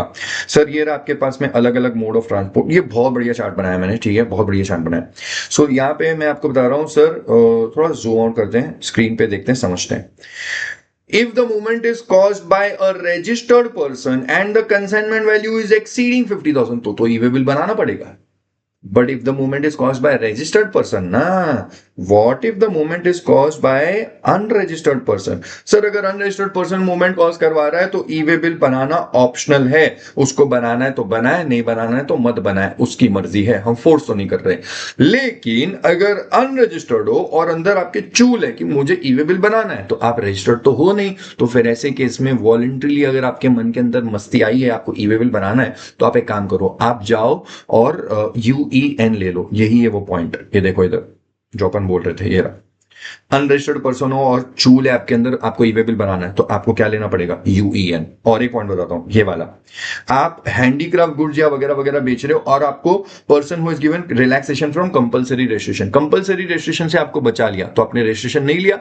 आपने रजिस्ट्रेशन नहीं लिया तो आप अनरजिस्टर्ड पर्सन हो. And unregistered person who is making interstate transport of handicraft goods, those persons who are exempted from obtaining compulsory registration and required to generate e-way bill irrespective of value of consignment. तो आपको जिसको हमेशा e-way bill बनाना ही पड़ता है, लेकिन आप registered नहीं हो, तो क्या कर लोगे? UEN ले लोगे. याद कर लेना, अमेंडमेंट है, एग्जाम में अब तक पूछा नहीं है, पूछेंगे. UEN कब जरूरत पड़ती है? 3 मार्क का, 4 मार्क का. टप से आंसर छाप के आ जाना, रट्टा मार लो, एग्जाम में आएगा मतलब आएगा बॉस. अमेंडमेंट है, आ सकता है, अपने को नहीं मालूम. आगे गया, मैं टॉप से बात कर रहा हूं. Point number 8. पॉइंट नंबर 8 के अंदर मैंने आपको बताया, सर अगर अनरजिस्टर्ड पर्सन हो, आपके अंदर चूल है, आप चाहो तो ई-वे बिल बना सकते हो, लेकिन आपको लेना पड़ेगा UEN. सर अगर कंसाइनमेंट वैल्यू, रजिस्टर्ड पर्सन है और कंसाइनमेंट वैल्यू 50,000 के ऊपर जा रही है तो ना. सर अगर रजिस्टर्ड हो लेकिन कंसाइनमेंट वैल्यू 50 के ऊपर नहीं जा रही है, मुझे बनाना है, बना सकते हो क्या? हाँ बना सकते हो, ऑप्शनल है. चूल है आपके अंदर तो बनाओ, कोई दिक्कत नहीं है, आपकी मर्जी, बनाना है बनाओ, नहीं बनाना मत बनाओ, अपने को कोई दिक्कत नहीं है. पॉइंट नंबर 1, अब movement is caused by registered person and bloody consignment value is exceeding 50,000. अब तो बनाना ही पड़ेगा. अब बनाना पड़ेगा तो देखो क्या हो रहा है सीन. सर बनाना पड़ेगा, मान लिया रजिस्टर्ड पर्सन हूं और कंसाइनमेंट वैल्यू 50 के ऊपर जा रहा है, लेकिन हम तो ट्रांसपोर्ट कर रहे हैं बाय रेलवे, एयर और वेसल. सर अगर आप रेलवे, एयर और वेसल से ट्रांसपोर्टेशन करवा रहे हो तो वो लोग आपके बाप के नौकर नहीं है, वो लोग ई-वे बिल नहीं बनाते. ई-वे बिल किसको बनाना पड़ेगा? E-way bill shall be generated by the registered person, जो कि सप्लायर है या रेसिपेंट है. तो या तो सप्लायर हो या रेसिपेंट हो, आप ही ई-वे बिल बना दो, वो लोग तो नहीं बनाएंगे. रेलवेज, एयरवेज और वेसल वाले, मैं रीड करके बताता हूं, रेलवेज, एयरवेज और वेसल वाले ई-वे बिल नहीं बनाएंगे. सप्लायर या रेसिपेंट को ही EWB, ई-वे बिल बनाना पड़ेगा. ठीक है, ये हुई बात आपकी पूरी. सर बात करते हैं इधर, बाय रोड ट्रांसपोर्टेशन कर रहे हैं, और अगर बाय रोड ट्रांसपोर्टेशन कर रहे हैं तो क्या सीन होगा? सर बाय रोड कर रहे हैं, लेकिन हमने क्या किया, हमने कोई ट्रांसपोर्टर को हायर नहीं किया है, हम खुद ही कर रहे हैं. Where the goods are transported by the registered person by road, whether by the supplier being the consignor और by the recipient being consignee. तो या तो सप्लायर या रेसिपेंट, यही लोग कुछ ना कुछ आपस में ई-वे बिल बना रहे हैं, मतलब यही लोग ट्रांसपोर्टेशन कर रहे हैं और ट्रांसपोर्टर हायर नहीं किया है. किसमें ट्रांसपोर्टेशन कर रहे हैं? या तो खुद की ट्रक है उसमें, या फिर भाड़े पे एक ट्रक ले लिया, या फिर पब्लिक कन्वेंस जैसे बस वगैरह के अंदर ट्रांसपोर्टेशन कर रहे हैं. तो क्या होगा सर? ऐसे केस में जो रजिस्टर्ड पर्सन है उन्हीं को ई-वे बिल बनाना पड़ेगा और उन्हीं को पार्ट बी भरना पड़ेगा. पार्ट ए भी वही भरेंगे, पार्ट बी भी वही भरेंगे. लेकिन लेकिन लेकिन लेकिन if the goods are handed over to the transporter for transportation of goods by road, तो अगर ट्रांसपोर्टर को आपने दे दिया है, पकड़ा दिया है, तो फिर ट्रांसपोर्टर ही ई-वे बिल बनाएगा. सर ट्रांसपोर्टर ई-वे बिल बनाएगा, कैसे बनाएगा? तो देखो, जो रजिस्टर्ड पर्सन है वो पार्ट ए में डिटेल्स भर देगा. अब जब वो पार्ट ए में डिटेल्स भरेगा तो जो सामने वाला है वो जो पार्ट ए में भर के फिर वो हैंडओवर कर देगा. पार्ट बी के अंदर बस ट्रांसपोर्टर का ट्रांजिन या वो सब आईडी डाल देगा, उसका जीएसटी नंबर या डाल देगा, असाइन हो जाएगा. अब ट्रांसपोर्टर क्या करेगा? This person will fill in part A, will go in part B and just enter the transporter ID. ऐसा भर के ट्रांसपोर्टर को पकड़ा देगा. Hand over the goods to the transporter for transportation. Transporter will generate the e-way bill. The e-way bill shall be generated by the transporter on the basis of information furnished by the registered person. I believe आपको ये बात clear हो चुकी है दोस्त. ये था सबसे इंपॉर्टेंट मस्त बढ़िया वाला टेबल, मजा आ गया पढ़ पढ़ा के. बात कर रहे हैं रेलवेज के बारे में. भाई साहब रेलवेज बोलता है there is no requirement to carry the e way bill along with the goods. तो रेलवे वाले बोलते हैं कि ई-वे बिल हमको मत दो, हमको बस इनवॉइस की कॉपी दे दो और आप अपने पास ई-वे बिल बना करके रखो. लेकिन रेलवेज वालों की शान पट्टी चालू होती है जब सामने वाले को वहां से गुड्स मतलब वहां से पिक करना है। तो अगर मैंने रेलवे ट्रेन में मालगाड़ी में लोड करवा दिया तो मेरे से ई वे बिल नहीं मांगेंगे, बोलेंगे बस इनवॉइस दे दे हमको, इनवॉइस की कॉपी दे दे। लेकिन तुम जब वहां पे वो वाले स्टेशन पे जाओगे और वो आप पावती दिखाओगे और बोलोगे कि भाई मैंने मालगाड़ी से मेरे को किसी ने माल भिजवाया, मेरे को ये पिक करना है, तो वो तुमको वहां पे मांगेंगे e way bill. Railways will not deliver the goods unless e way bill is produced at the time of delivery. ये सिर्फ छाड़पट्टी रेलवेज वालों की है। इसके बाद में आपके पास पॉइंट नंबर 9 है और उसके अंदर आपको दो बातें हैं। सर 9 वाला पॉइंट क्या है? 10, 11, 12, 13, 14। हाँ ठीक है, फटफट हो जाएगा, अभी ज्यादा कुछ काम बचा नहीं है।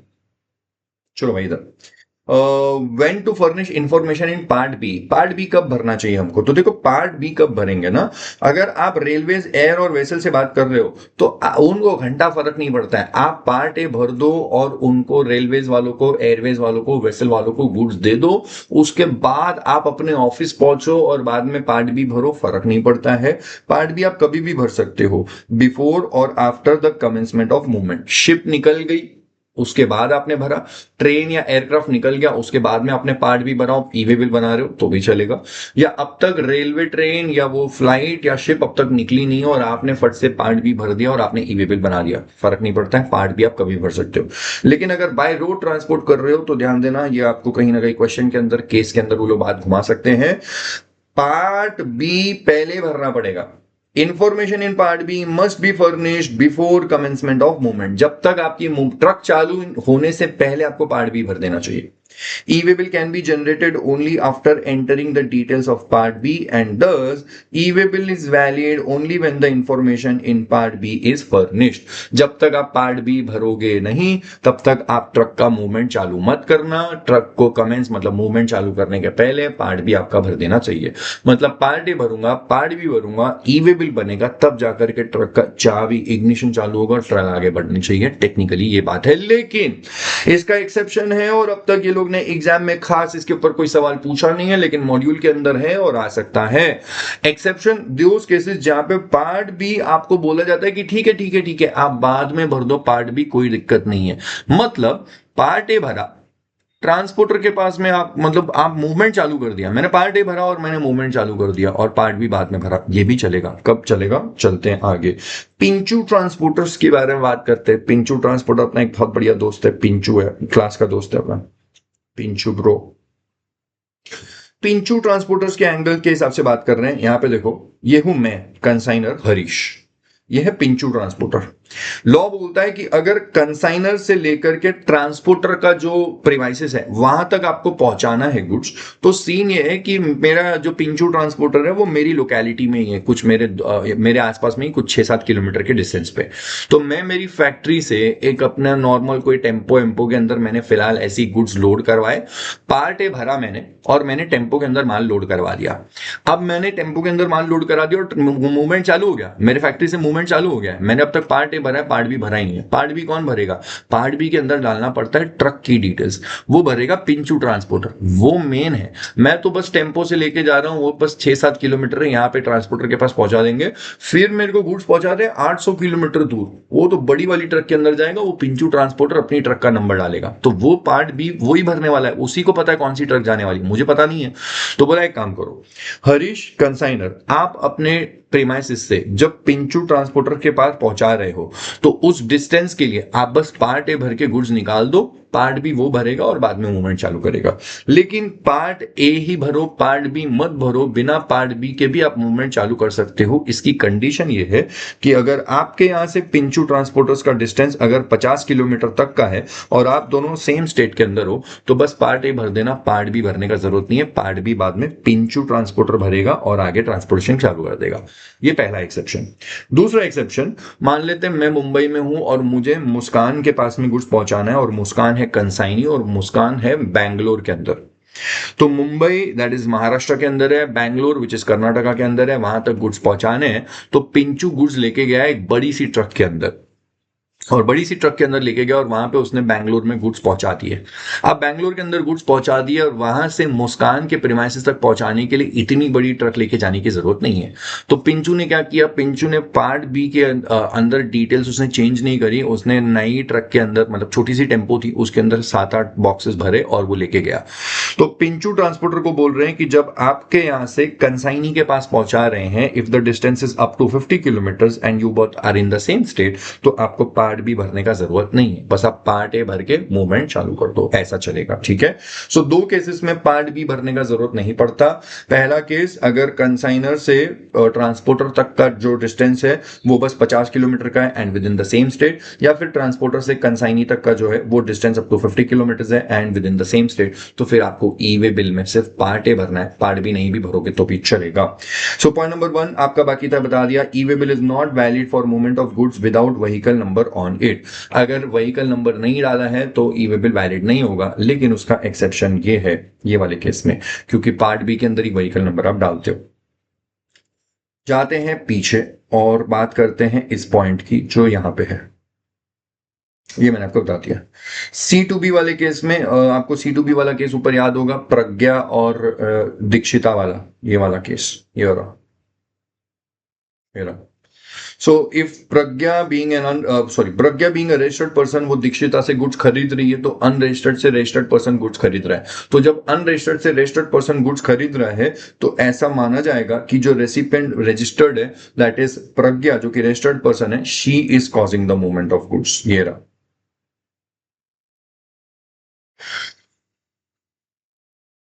Movement shall be said to be caused by the registered recipient. So अगर अनरजिस्टर्ड से रजिस्टर्ड पर्सन खरीद रहा है, भले ही मूवमेंट वो करवा रहा है, वो सामने वाला अनरजिस्टर्ड है, लेकिन लॉ बोलता है हम तो मानेंगे कि रेसिपिएंट आपने मूवमेंट कॉज करवाया, ऐसा मान लेंगे।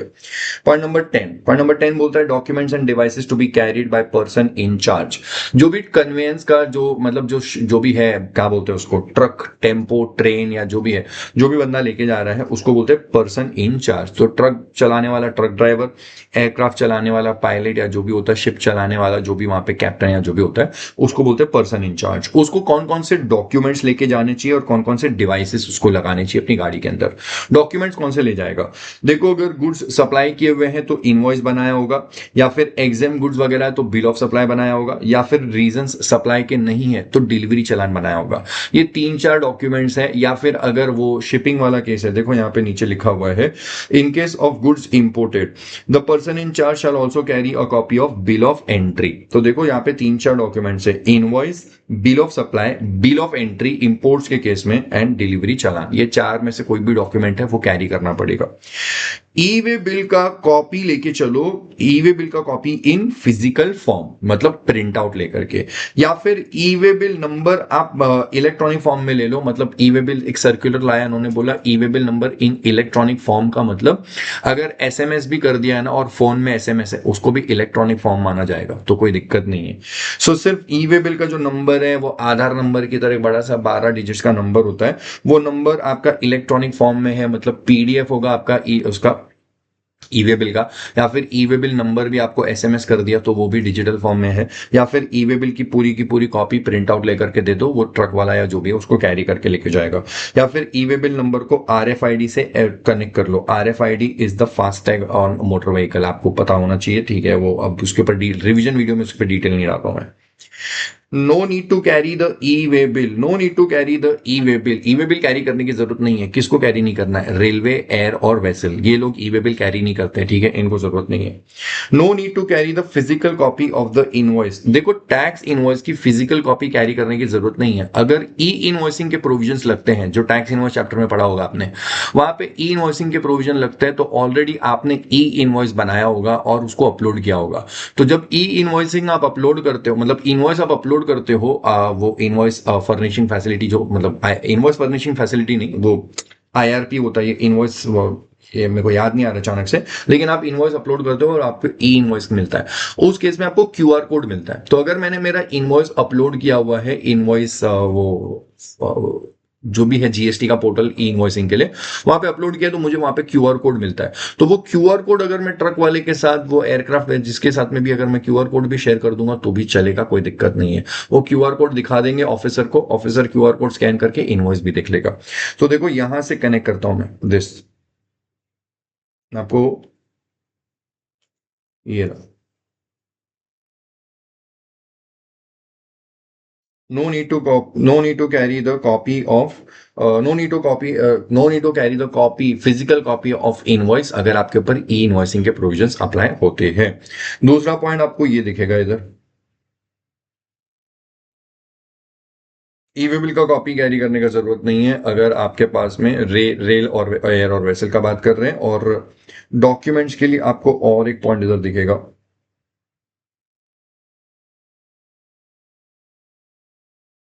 ठीक है। ये कहीं ना कहीं आपको ये चीजें यहाँ पे समझ में आ जाएंगे। सो या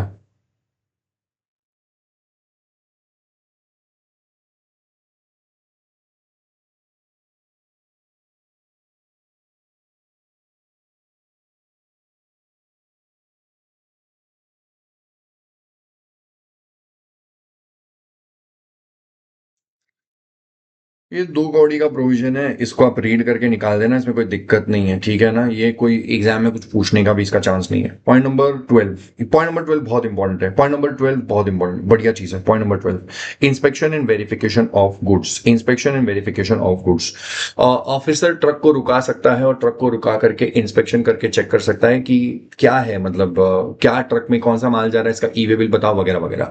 तो ऑफिसर, जो जीएसटी का ऑफिसर अगर कभी किसी ट्रक को रुकाता है और चेक करता है कि ट्रक के अंदर कौन से गुड्स जा रहे हैं, इसका ई वे बिल क्या है वगैरह वगैरह, उसके बाद ऑफिसर को एक समरी रिपोर्ट बनानी होती है और समरी रिपोर्ट उसको अपलोड करनी होगी जीएसटी पोर्टल पे।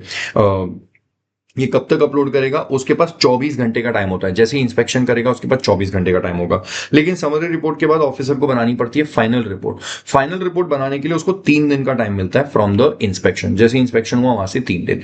लेकिन अगर फाइनल रिपोर्ट वो 3 दिन के अंदर नहीं बना पा रहा है तो उसको कमिश्नर को रिक्वेस्ट करेगा। और कमिश्नर, ये तो एक ही थाली के चट्टे बट्टे हैं, ऑफिसर है, कमिश्नर है, सब जीएसटी वाले ही हैं। तो 3 दिन के अंदर अंदर अगर वो डिटेल फाइनल रिपोर्ट अपलोड नहीं कर पाए तो कमिश्नर उसको और 3 दिन का एक्सटेंशन देगा। तो 6 दिन का टाइम है ऑफिसर के पास में डिटेल्स अपलोड करने के लिए।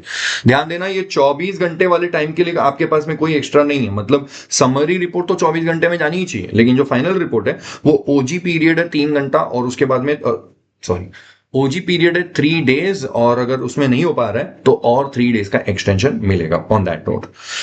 लेकिन और एक बात आपको समझने वाली है कि ये मिडनाइट, मतलब ये जो 24 घंटा और जो आपका 3 डेज का जो भी कैलकुलेशन है वो इमीडिएट पॉइंट ऑफ इंस्पेक्शन से नहीं चालू होता है, वो भी वो रात के 12 बजे वाला साइकिल। मतलब अगर ऑफिसर ने सुबह 10 बजे एक ट्रक को इंस्पेक्ट किया हुआ है तो उसको ये 10 बजे से लेके जो रात के 12 o'clock आने वाले, ये टाइम तो मिलेगा ही मिलेगा, लेकिन वो रात के 12 बजे से नेक्स्ट डे का जो 12 AM होगा उतना उसको टाइम मिलेगा अगर 24 घंटे का बात कर रहे हैं। या फिर बेस्ट एग्जांपल ये देता हूं, रात को 11:30 बजे अगर उसने ट्रक को इंस्पेक्ट किया हुआ है तो ऐसे नहीं है कि अभी बस उसके पास यहां से 11:30 बजे से 11:30, ऐसा नहीं होता है, हमेशा 12 to 12 चालू होता है।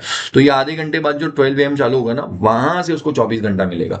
मतलब टेक्निकली ऐसे केस में ऑफिसर को 24 घंटा और 24.5 घंटा मिलेगा। 24 घंटा आधा, 30 मिनट्स, 24-30 मिनट्स। तो ये वाला scene. No physical verification, no physical verification का मतलब ये कि अगर एक बार ट्रक को किसी एक स्टेट या कहीं भी चेक कर लिया तो उसके बाद पूरी जर्नी में कहीं पे भी वापस से ऑफिसर उसको रीचेकिंग नहीं करेगा। बार बार चेक करेगा तो फिर वापस से वही पंगे होने वाले हैं। तो एक बार चेक कर लिया तो आगे कभी चेक करने का जरूरत नहीं पड़ेगा, अनलेस ऑफिसर को अगर कोई स्पेसिफिक इंफॉर्मेशन मिली कि इसके अंदर टैक्स इविजन वाले गुड्स जा रहे हैं तो उसके बाद फिर ऑफिसर उसको रीचेकिंग करेगा, लेकिन वरना बार बार नहीं कर सकता। ये वाला सेट बढ़िया चीज है, ये बड़ी आइटम है भाई साहब, ये एरो मार्क करके बता रहे, एक नंबर चीज है, इसमें ध्यान देना। यहाँ पे क्या बोल रहे हैं, हार्ड कॉपी। सर ऑफिसर क्या करेगा, अच्छा ये वाला नहीं इंपॉर्टेंट, ये नहीं है भाई, ये तो 2 कौड़ी है, भूल गया मैं, सॉरी, ये है इंपॉर्टेंट। वो हार्ड कॉपी का क्या सीन है, बोला कि जो ट्रक वाला है ना उसको हार्ड कॉपी प्रिंट आउट दे देगा ऑफिसर या जो भी है कि ये पावती है तुम्हारा, हमने ट्रक का इंस्पेक्शन किया हुआ है। अब आगे जाके अगर कोई वापस से ऑफिसर रुकाएगा तो ये ट्रक वाला पावती दिखा देगा कि देखो पीछे मेरे को 10 किलोमीटर पहले ही ऑलरेडी मेरी चेकिंग हो चुकी है, तो वो हार्ड कॉपी बता देगा। ये पॉइंट वो एक्सप्लेन करना है। डिटेनमेंट और कॉन्फिस्केशन, भाई ये बढ़िया चीज है, इसके ऊपर एग्जाम में क्वेश्चन बन सकता है, मुझे नहीं मालूम, बढ़िया चीज है, पढ़ लेना, याद कर लेना, अपने को नहीं मालूम है, बढ़ा देता हूं मैं। Detainment and confiscation in respect of which there is a violation. अच्छा सॉरी सर, अगर मान लो एक ट्रक जा रही है और ट्रक के अंदर कुछ माल है, 25 अलग अलग कंसाइनमेंट्स है, ट्रक को रुकाया ऑफिसर ने और सारे गुड्स का उसको पूछा कि डॉक्यूमेंटेशन दे, ई वे बिल दे, वगैरह वगैरह। अब उसने 20 कंसाइनमेंट की सारी प्रॉपर डॉक्यूमेंटेशन दे दी, इनवॉइस भी दे दिया, ई वे बिल भी दे दिया, सब दे दिया, लेकिन 5 ऐसे कंसाइनमेंट थे जहां पे डॉक्यूमेंटेशन का गड़बड़ है। अब या तो इनवॉइस नहीं दे पाया वो, या तो ई वे बिल नहीं दे पाया। तो लॉ बोलता है कि ऑफिसर के पास हक है डिटेन करना और कॉन्फिस्केट करके अपने पास में ले लेना, लेकिन सिर्फ वो ही गुड्स को वो डिटेन कर सकता है जिनके केस में डॉक्यूमेंटेशन की गड़बड़ है। तो 25 कंसाइनमेंट में से सिर्फ 5 कंसाइनमेंट को वो डिटेन कॉन्फिस्केट कर सकता है, 20 को नहीं कर सकता है। प्लस 5 कंसाइनमेंट के साथ में वो ट्रक को भी डिटेन या कॉन्फिस्केट कर सकता है, क्योंकि वो ट्रक को यूज करके ही ये कांड वाला हुआ है गड़बड़। ठीक है, so in this case the detention can be made of such conveyance and only with respect to 5 such consignments where the person in charge was unable to produce the documents. Point number 4 department के against है और tax payers के favour में। अगर transporter जो है वो communicate करके बोलता है डिपार्टमेंट को, मतलब बोल सकता है कि हमको, मतलब ट्रक वाला बोल सकता है कि हमारी ट्रक को 30 मिनट मतलब आधे घंटे से ज्यादा हमको रुका के रखा। अगर आधे घंटे से ज्यादा हमको रुका के रखा तो आप उसकी शिकायत लगा सकते हो। तो जो भी ट्रक या ट्रांसपोर्टेशन वाला है उसको ऑफिसर जबरदस्ती अगर वो रुका के रखा तो गड़बड़ है। जो चाहे तो ट्रक वाले कम्युनिकेट करके उसके ऑफिसर के अगेंस्ट शिकायत लगा सकते हैं कि हमको आधे घंटे से ज्यादा हमारी ट्रक को खड़ा रखा। ठीक है, पॉइंट नंबर 13 लल्लू है, 2 कौड़ी का पॉइंट है। अगर आपने ई वे बिल बनाया तो अच्छी बात यह है कि ई वे बिल बनाने के टाइम पे जो भी डिटेल सबमिट करते हो वो डिपार्टमेंट उसको कैच कर लेगा और वो आपके जीएसटीआर 1 के लिए यूज कर लेगा। सो अगर मेरे को 3 लाख का माल भेजना था, मैंने उसके लिए ई वे बिल बनाया, तो जो भी मैंने इनवॉइस नंबर डाला, मैंने उसके अंदर मेरा वैल्यू डाला, एचएसएन डाला, गुड्स की डिटेल, सब कुछ जो डाला वो मुझे बार बार जीएसटीआर 1 के लिए मेरे को वापस से एंटर करने की जरूरत नहीं है, सिस्टम ऑटो कैच कर लेगा उसको। Information furnished in part A जो कि ट्रांजैक्शन से रिलेटेड होती है will be made available to the registered supplier on the common portal, और वो उस इंफॉर्मेशन को यूज कर सकता है फॉर हिज जीएसटीआर 1। लेकिन जिस पर्सन ने अगर डिटेल्स भरी हुई है उस केस में अगर वो अनरजिस्टर्ड है या जो भी है, तो उसको जीएसटीआर 1 तो उसके लिए एप्लीकेबल नहीं होगा। तो ऐसे केस में उसको मोबाइल या ईमेल पे अपडेट आ जाएगा। Where the information is furnished by an unregistered supplier और unregistered recipient, then the information made electronically on the mobile number और ईमेल पे आ जाएगा। Updating the E way bill number and यो, बस खत्म होने आई है कहानी, खत्म। नेक्स्ट 10-15 मिनट में, मुझे लगता है 15 मिनट में खत्म होना चाहिए। Point number 14 updating the E way bill number. E way bill number को अपडेट कर सकते हैं, मैंने आपको ऑलरेडी बताया हुआ है। अगर आपको अपना व्हीकल नंबर चेंज करना है, the user can update part B के अंदर vehicle details as many times he wants. और वो और एक चीज चेंज कर सकता है, मैंने आपको बताया था मोड ऑफ कन्वेंस। तो आप ये रीड करोगे आपको समझ में आ जाएगा। Assigning the E way bill, ये आपको मैं ऐसे ही समझा देता हूं वर्बली, आप उसको रीड कर लेना स्क्रीन को पॉज करके, ये आपके सामने। पहली बात तो अपडेटिंग मैंने आपको बता दिया। अब असाइनिंग का बात करते हैं। जब मैं ई वे बिल में पार्ट ए भरता हूं और मुझे एक ट्रांसपोर्टर है, मान लो एबीसी ट्रांसपोर्टर है, मेरे को उसके थ्रू ही मुझे करवाना है, तो मैं क्या करूंगा, पार्ट ए भर दूंगा, उसके ट्रांजेक्शन की डिटेल डाल दूंगा, और पार्ट बी भरते वक्त अगर वो रजिस्टर्ड है तो उसका जीएसटी नंबर डाल दूंगा, और अगर रजिस्टर्ड नहीं है तो उसके पास ट्रांजिन होगा वो डाल दूंगा। जैसे ही डाल दूंगा, अब वो अपने हिसाब से अपने ई वे बिल पोर्टल पे लॉग इन करेगा और उसको दिख जाएगा कि मिस्टर हरीश ने पार्ट ए भर दिया है और पार्ट बी उसके लिए भरने के छोड़ दिया कि वो भर दे। सो ऐसे केस में इसको बोलते हैं assigning of E way bill, और ये भी हो सकता है। अब इस पूरे सिस्टम के अंदर वो पार्ट भी भरेगा और वो मैंने उसको असाइन कर दिया। लेकिन मान लो अगर उसको असाइन कर दिया है और उसने अपना व्हीकल नंबर एंटर कर दिया, अब वो ट्रक लेके निकल चुका है और रास्ते में कहीं बोलता है कि सर ये ट्रक खराब हो गई और मैं अब ट्रांसपोर्ट नहीं कर सकता, सॉरी आप किसी और ट्रांसपोर्टर को असाइन कर दो, मैं तो नहीं कर पाऊंगा, मेरे पास एक ही ट्रक थी, खराब हो गई। तो भाई साहब जो री असाइनमेंट है that can not happen unless mister ABC वो लॉग इन करता है और जाके वहां पे रिलीज कर देता है कि भाई साहब मैं ट्रांसपोर्टेशन नहीं कर पा रहा हूं, मेरे को रिलीज करना है। तो जब वो रिलीज कर देगा और वहां से एग्जिट डाल देगा कि भाई साहब मैं फॉर सम रीजन नहीं कर पा रहा हूं, तब वो विंडो ओपन हो जाएगी। तब मैं या जो कंसाइनी है वो लॉग इन करके फिर किसी दूसरे ट्रांसपोर्टर का वहां पे ट्रांजिन या उसका जीएसटी नंबर एंटर करके री असाइनिंग कर सकता है। तो एक बार हमने वो एबीसी का नाम इंटर कर दिया और एबीसी वाले ने अपना व्हीकल नंबर डाल दिया, तब मैं और सामने वाला कंसाइनी हम किसी तीसरे ट्रांसपोर्टर को असाइन नहीं कर सकते, क्योंकि डिपार्टमेंट को पोर्टल पे दिखता है कि ऑलरेडी एबीसी ट्रांसपोर्टर के हाथ में गुड्स है और वो ट्रांसपोर्टेशन कर रहा है, तो ऑन गोइंग ट्रांसपोर्टेशन चल रही है। जब ऑन गोइंग ट्रांसपोर्टेशन चल रही है तो किसी दूसरे ट्रांसपोर्टर को कैसे हैंड ओवर कर सकते हैं? तो सिस्टम एक्सेप्ट ही नहीं करेगा। तब जाकर के एबीसी को क्या करना पड़ेगा, या तो एबीसी ही किसी दूसरे ट्रांसपोर्टर को हैंड ओवर कर दे, असाइन कर दे, या फिर वो वहां पे एग्जिट कर दे कि भाई मैं तो नहीं कर पा रहा हूं। फिर डिपार्टमेंट को दिख जाएगा कि अब कोई भी ट्रांसपोर्ट नहीं कर रहा है क्योंकि एबीसी ने एग्जिट मार दिया है। तब मैं वापस से लॉग इन करूंगा और मैं किसी दूसरे ट्रांसपोर्टर को असाइन कर सकता हूं। ये पूरी डिटेल है आपके लिए पॉइंट नंबर 2 की, पढ़ा दिया। पॉइंट नंबर 1 ऑलरेडी 10 बार बोला है, आप पढ़ लेना, रीड हो जाएगा, समझ में आ जाएगा। Point number 15, consolidated e way bill. ये अगेन एक बहुत अच्छा कॉन्सेप्ट है और आपके एग्जाम में आने का इसकी प्रोबेबिलिटी बहुत अच्छी है, बहुत बढ़िया प्रोबेबिलिटी है। मतलब एकदम इसको पूरा चाट चूट के एकदम पूरा एकदम बढ़िया से याद कर लेना। Trust me on this is one of those concepts जहां पे एक 5 नंबर का बढ़िया सटीक क्वेश्चन बन सकता है। रट्टा मार रहा है, जो करना है करो, मुझे नहीं मालूम भाई, याद करके छोड़ो, काम आएगा आपको एग्जाम के अंदर। कंसोलिडेटेड ई वे बिल का बात कर रहे हैं। मल्टीपल कंसाइनमेंट्स, अगर अगर अगर अगर अगर अगर अगर मल्टीपल कंसाइनमेंट्स ट्रांसपोर्ट होने वाले हैं सिंगल गुड्स व्हीकल के अंदर, तो आपको ऐसे मैं पहली बात तो मेरे को याद है, मैंने इसके लिए बढ़िया चार्ट बना के रखा है। So I will take that, मैं वो फाइल ओपन करता हूँ, वेट। क्लास में ऐसा थोड़ा ऐसा बढ़ाई मारने वाला बात होता है जब मैं ये चार्ट ओपन करता हूँ कि ये आपने बनाया क्या सर, ये रहा। तो भाई ये मैंने कोई एआई वे यूज नहीं किया, मैंने बनाया भाई, ठीक है, मेरी मेहनत है, प्लीज थोड़ा मेरे को क्रेडिट दो, ठीक है। अच्छा बनाना है आइटम, भारी है ना, ठीक है। यस।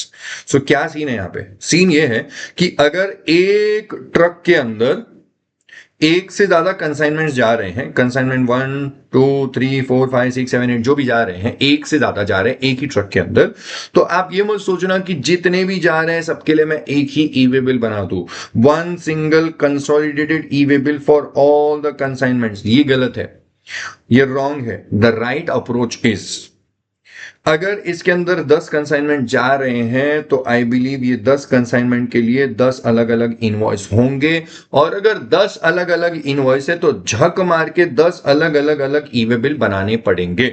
सो पॉइंट इज, कितने इनवॉइसेस हैं जिनका ये गुड्स जा रहा है। सो अगर ये गुड्स जा रहे हैं और इनके लिए 10 अलग अलग इनवॉइस बने हैं तो आपके पास 10 अलग अलग अलग ई वे बिल होने ही चाहिए, मैंडेटरी है।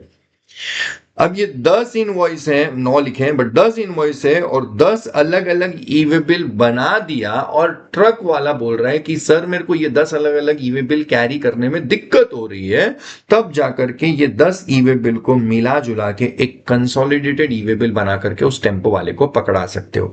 लेकिन प्राइमरीली 10 अलग अलग ई वे बिल बनाने पड़ेंगे क्योंकि 10 अलग अलग इनवॉइस उसके अंदर थे। सर अगर सिर्फ 3 इनवॉइस थे और ये कंसाइनमेंट ऐसे 10 थे, मतलब एक को 3 कंसाइनमेंट देना है, दूसरे को 3 देना है, तीसरे को 4 देना है, ऐसा कुछ है, तो इनवॉइस 3 बने थे, तो भाई अगर इनवॉइस 3 थे तो ई वे बिल 3 होने चाहिए। अगर इनवॉइस 6 थे तो फिर आपके पास ई वे बिल 6 होने चाहिए। तो इनवॉइस 10 है तो ई वे बिल 10 होने चाहिए। अब अगर ये 10 या 6 या 4 ये कैरी करने में दिक्कत हो रही है तो आप एक काम करो, ट्रक वाले को कंसोलिडेटेड ई वे बिल बना के दो। थंब रूल ये है कि जितना इनवॉइस उतने ई वे बिल होने चाहिए।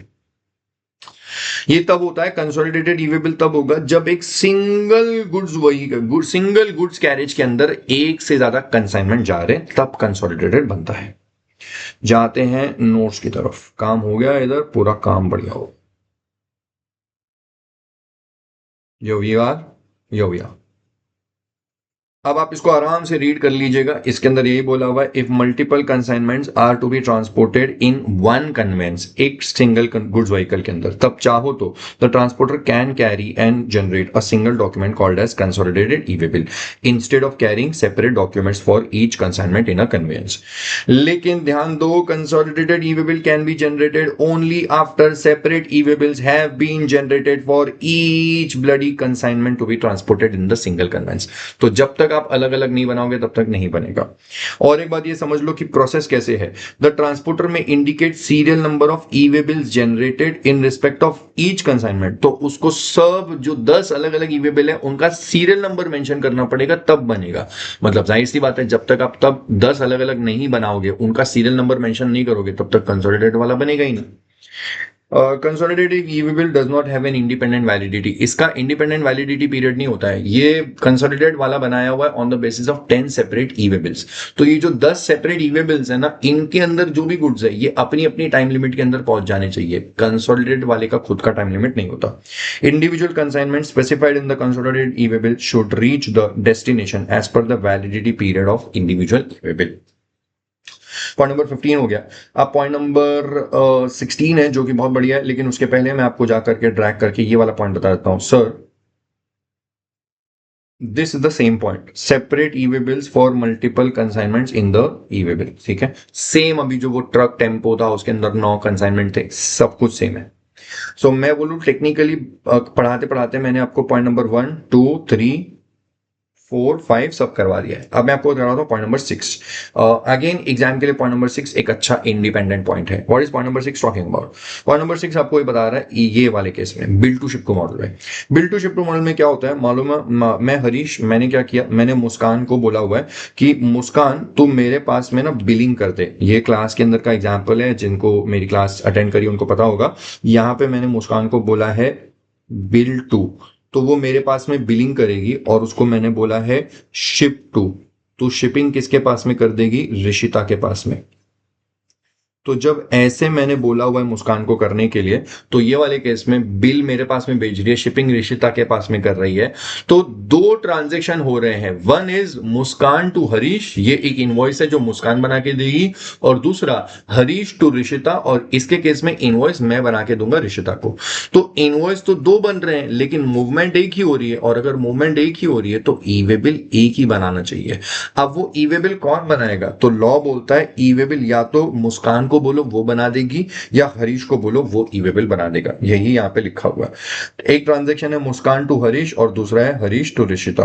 कौन बनाए? कोई भी बनाए, लेकिन एग्जाम में आपको ये क्वेश्चन मैंने कहीं ना कहीं देखा हुआ है, ऑफ लेटली एग्जाम में आया हुआ भी है, तो आप देख लेना।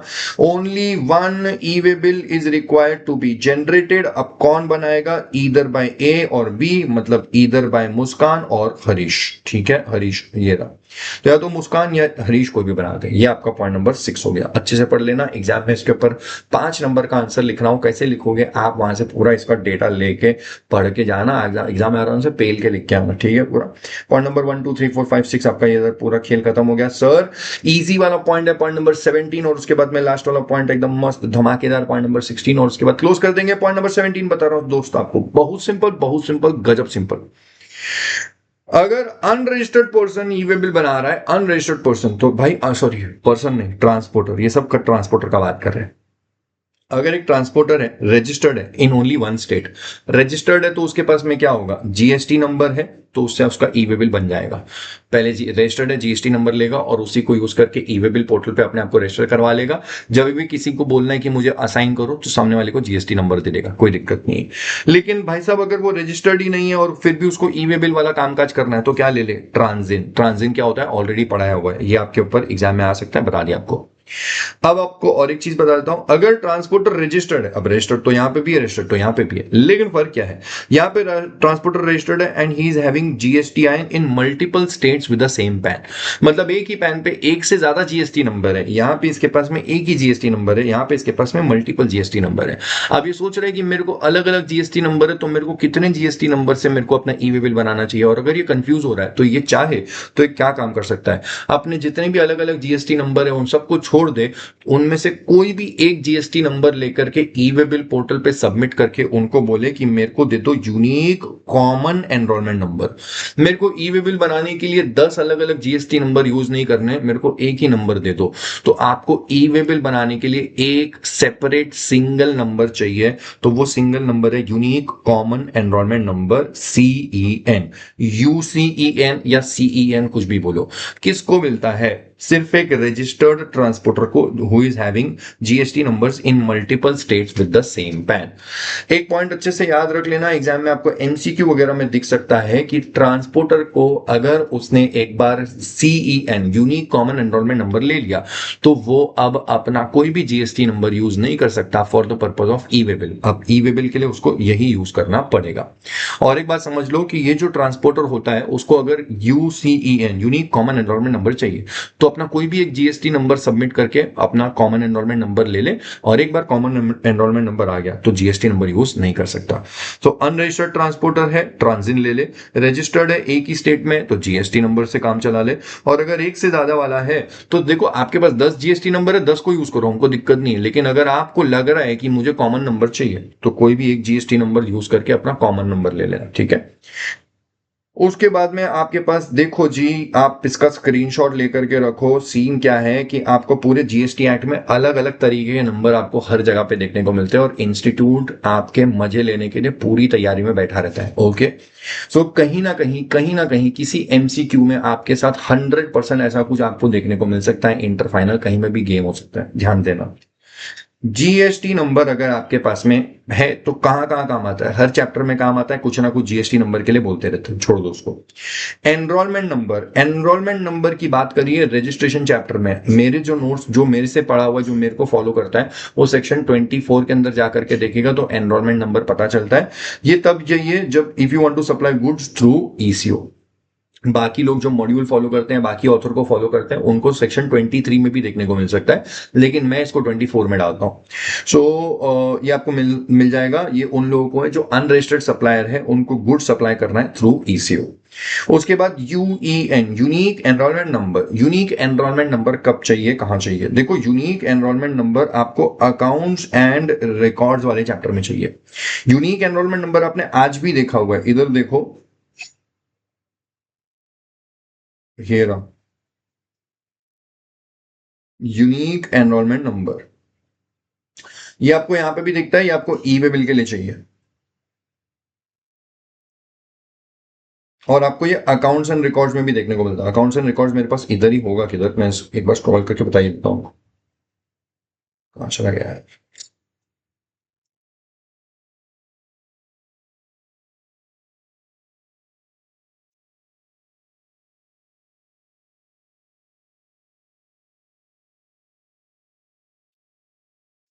ये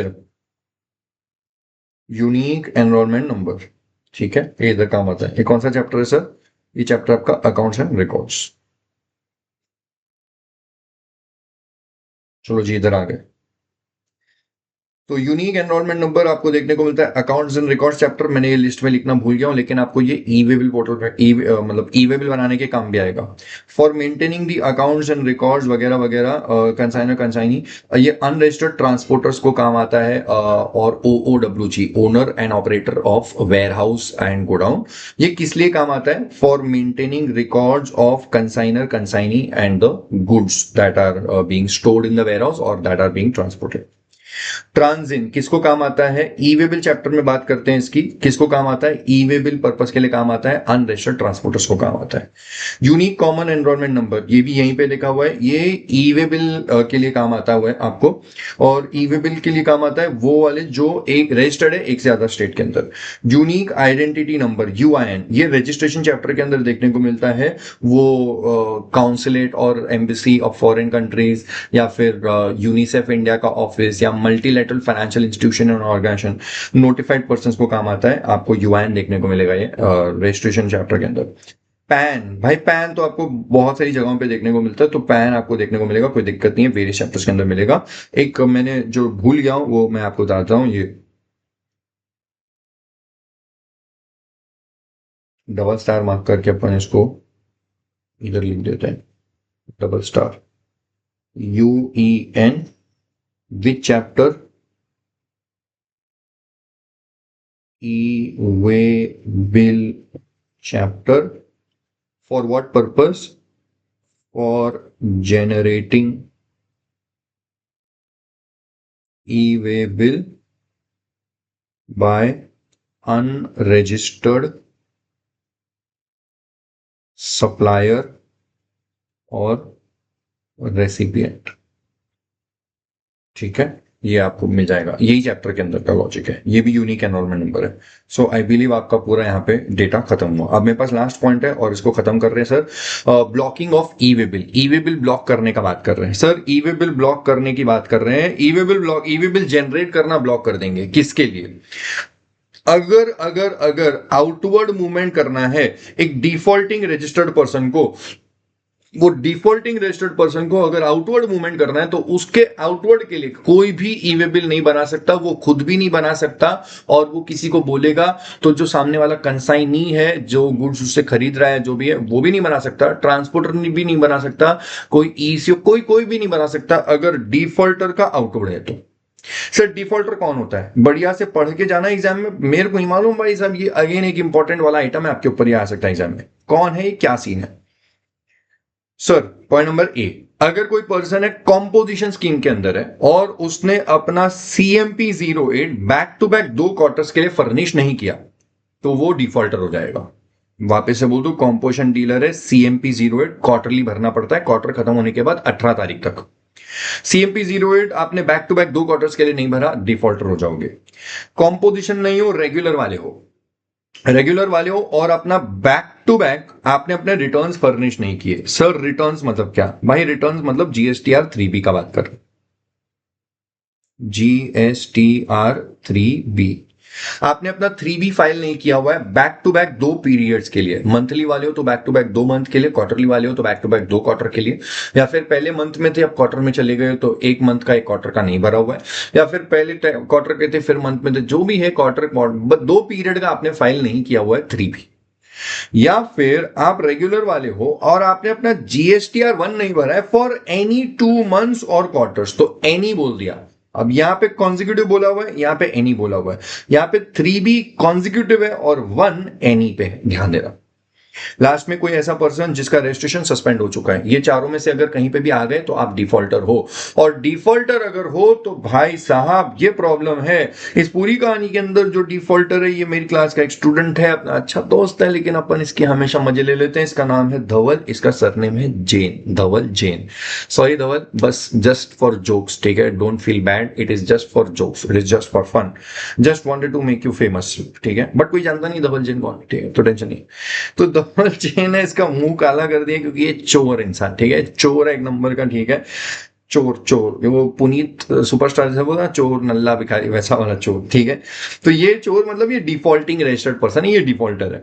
अब ये जो बंदा है इसने क्या किया सर, इसने ये डिफॉल्टर ने ऊपर 4 में से कोई भी गड़बड़ करी तो ऐसे केस में अगर ये आउटवर्ड सप्लाई कर रहा है तो इसके आउटवर्ड के लिए ई वे बिल नहीं बना सकता। अब ये आउटवर्ड सप्लाई कर रहा है गोपाल को, गोपाल तो डिफॉल्टर नहीं है लेकिन ये डिफॉल्टर है, तो ऐसे केस में एक डिफॉल्टर का आउटवर्ड सप्लाई हो रहा है तो ई वे बिल जनरेट करना ब्लॉक है। सर क्या डिफॉल्टिंग सप्लायर कंसाइनर क्या धवल खुद बना सकता है? नहीं। क्या धवल कंसाइनी गोपाल को बोले तो वो बना सकता है? नहीं। अगर ट्रांसपोर्टर को बोलेगा तो वो भी नहीं बना पाएगा, अगर ईसीओ को बोलेगा तो ईसीओ भी नहीं बना पाएगा, और अगर कुरियर एजेंसी को बोलेगा तो कोई भी नहीं बना सकता अगर डिफॉल्टर का आउटवर्ड सप्लाई है तो। बट अगर डिफॉल्टर का इनवर्ड है, सामने वाला राहुल है और राहुल डिफॉल्टर नहीं है, तो भाई साहब अगर कोई बंदा है वो डिफॉल्टर नहीं है तो वो अगर आउटवर्ड करे तो कोई दिक्कत नहीं है। सर मैंने इनवर्ड किसके पर्सपेक्टिव से लिखा है? धवल के पर्सपेक्टिव से। मतलब कहने का मतलब ये कि जो डिफॉल्टर है, डिफॉल्टर का अगर आउटवर्ड हो रहा है तो ई वे बिल नहीं बना सकते, लेकिन अगर डिफॉल्टर का इनवर्ड हो रहा है तो ई वे बिल बनाने में कोई दिक्कत नहीं है। कौन बना सकता है? देखो कोई भी बना सकता है, या तो वो सप्लायर राहुल को बोलते राहुल बना सकता है क्योंकि राहुल तो डिफॉल्टर नहीं है, या फिर ट्रांसपोर्टर को बोले, ईसीओ को बोले, कुरियर एजेंसी को बोले, किसको भी बोले वो बना सकता है, लेकिन ये धवल खुद नहीं बना सकता क्योंकि ये तो खुद तो डिफॉल्टर है। तो ये पूरी आपकी कहानी यहाँ पे बनी, या आप इसको बढ़िया से पढ़ लेना, कोई दिक्कत नहीं है। आई बिलीव आपका यहाँ पे काम हो चुका होगा। ये नीचे जो है नोट आप पढ़ लेना, ये नोट को समझाने के लिए मैंने ये पूरा यहाँ पे बनाया हुआ, तो आप पॉज करके इसको जो है कॉपी करना चाहो जो करना कर लो ना। आपकी ई वे बिल पूरी डिस्कशन मैंने यहाँ पे खत्म कर दी। यहाँ से आपका ई वे बिल चैप्टर का जो डिस्कशन था मेरा खत्म हो गया है। अब एक बात मेरी ध्यान से सुन लो, आई अंडरस्टैंड कि आपको दिक्कत हो रही है रिविजन के लिए, मैं नहीं डाल पा रहा हूँ वीडियो, बट प्रॉब्लम ये है कि मेरे पास आप मेरे को मैं जो शॉर्ट्स या रील्स डालता हूँ आप उसके नीचे आउट ऑफ क्यूरियोसिटी आप लिखते हो कि सर कब आएगा वीडियोस और वगैरह वगैरह। और अगर आपको ऐसा लग रहा है कि मैंने आपको निग्लेक्ट कर दिया तो भाई ऐसा नहीं है। देखो प्रॉब्लम ये है कि मेरे को टाइम नहीं मिलता है। आई मैं भी कैसे आपको बताऊं कि आई नेवर मेरे पास घर पे बैठने का टाइम नहीं होता है, ठीक है। मेरे पे बैक टू बैक मेरे लेक्चर होते हैं, मेरी पर्सनल लाइफ है। मैं रात को जब पहुंचता हूँ ना, मैं 10 या 11 बजे घर पहुंचता हूँ ना, मेरे पास टाइम उस 1 डेढ़ घंटे के अंदर मेरे जान नहीं होती है। फिर भी out of passion I record some shorts and I put it. तो आप बार बार मैं समझ गया।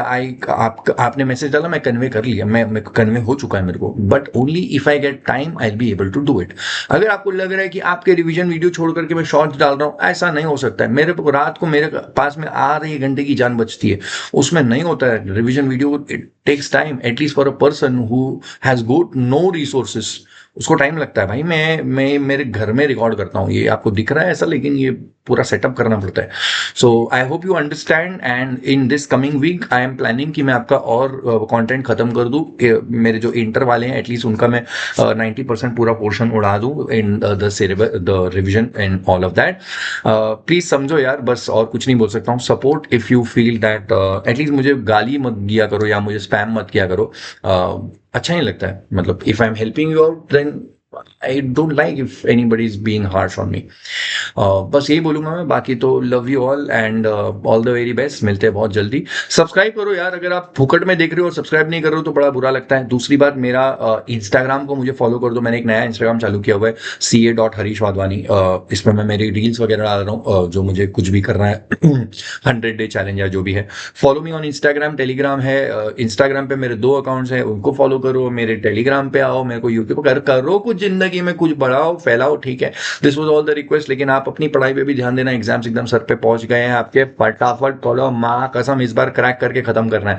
So let us go for it and let us crack it. मिलते हैं बहुत जल्दी। Love you all. पढ़ाई करो, मस्ती करो, जिंदगी में जो करना है करो, बट उखाड़ो कुछ। Okay, see you very very soon. All the best. Bye. Love you all. Bye.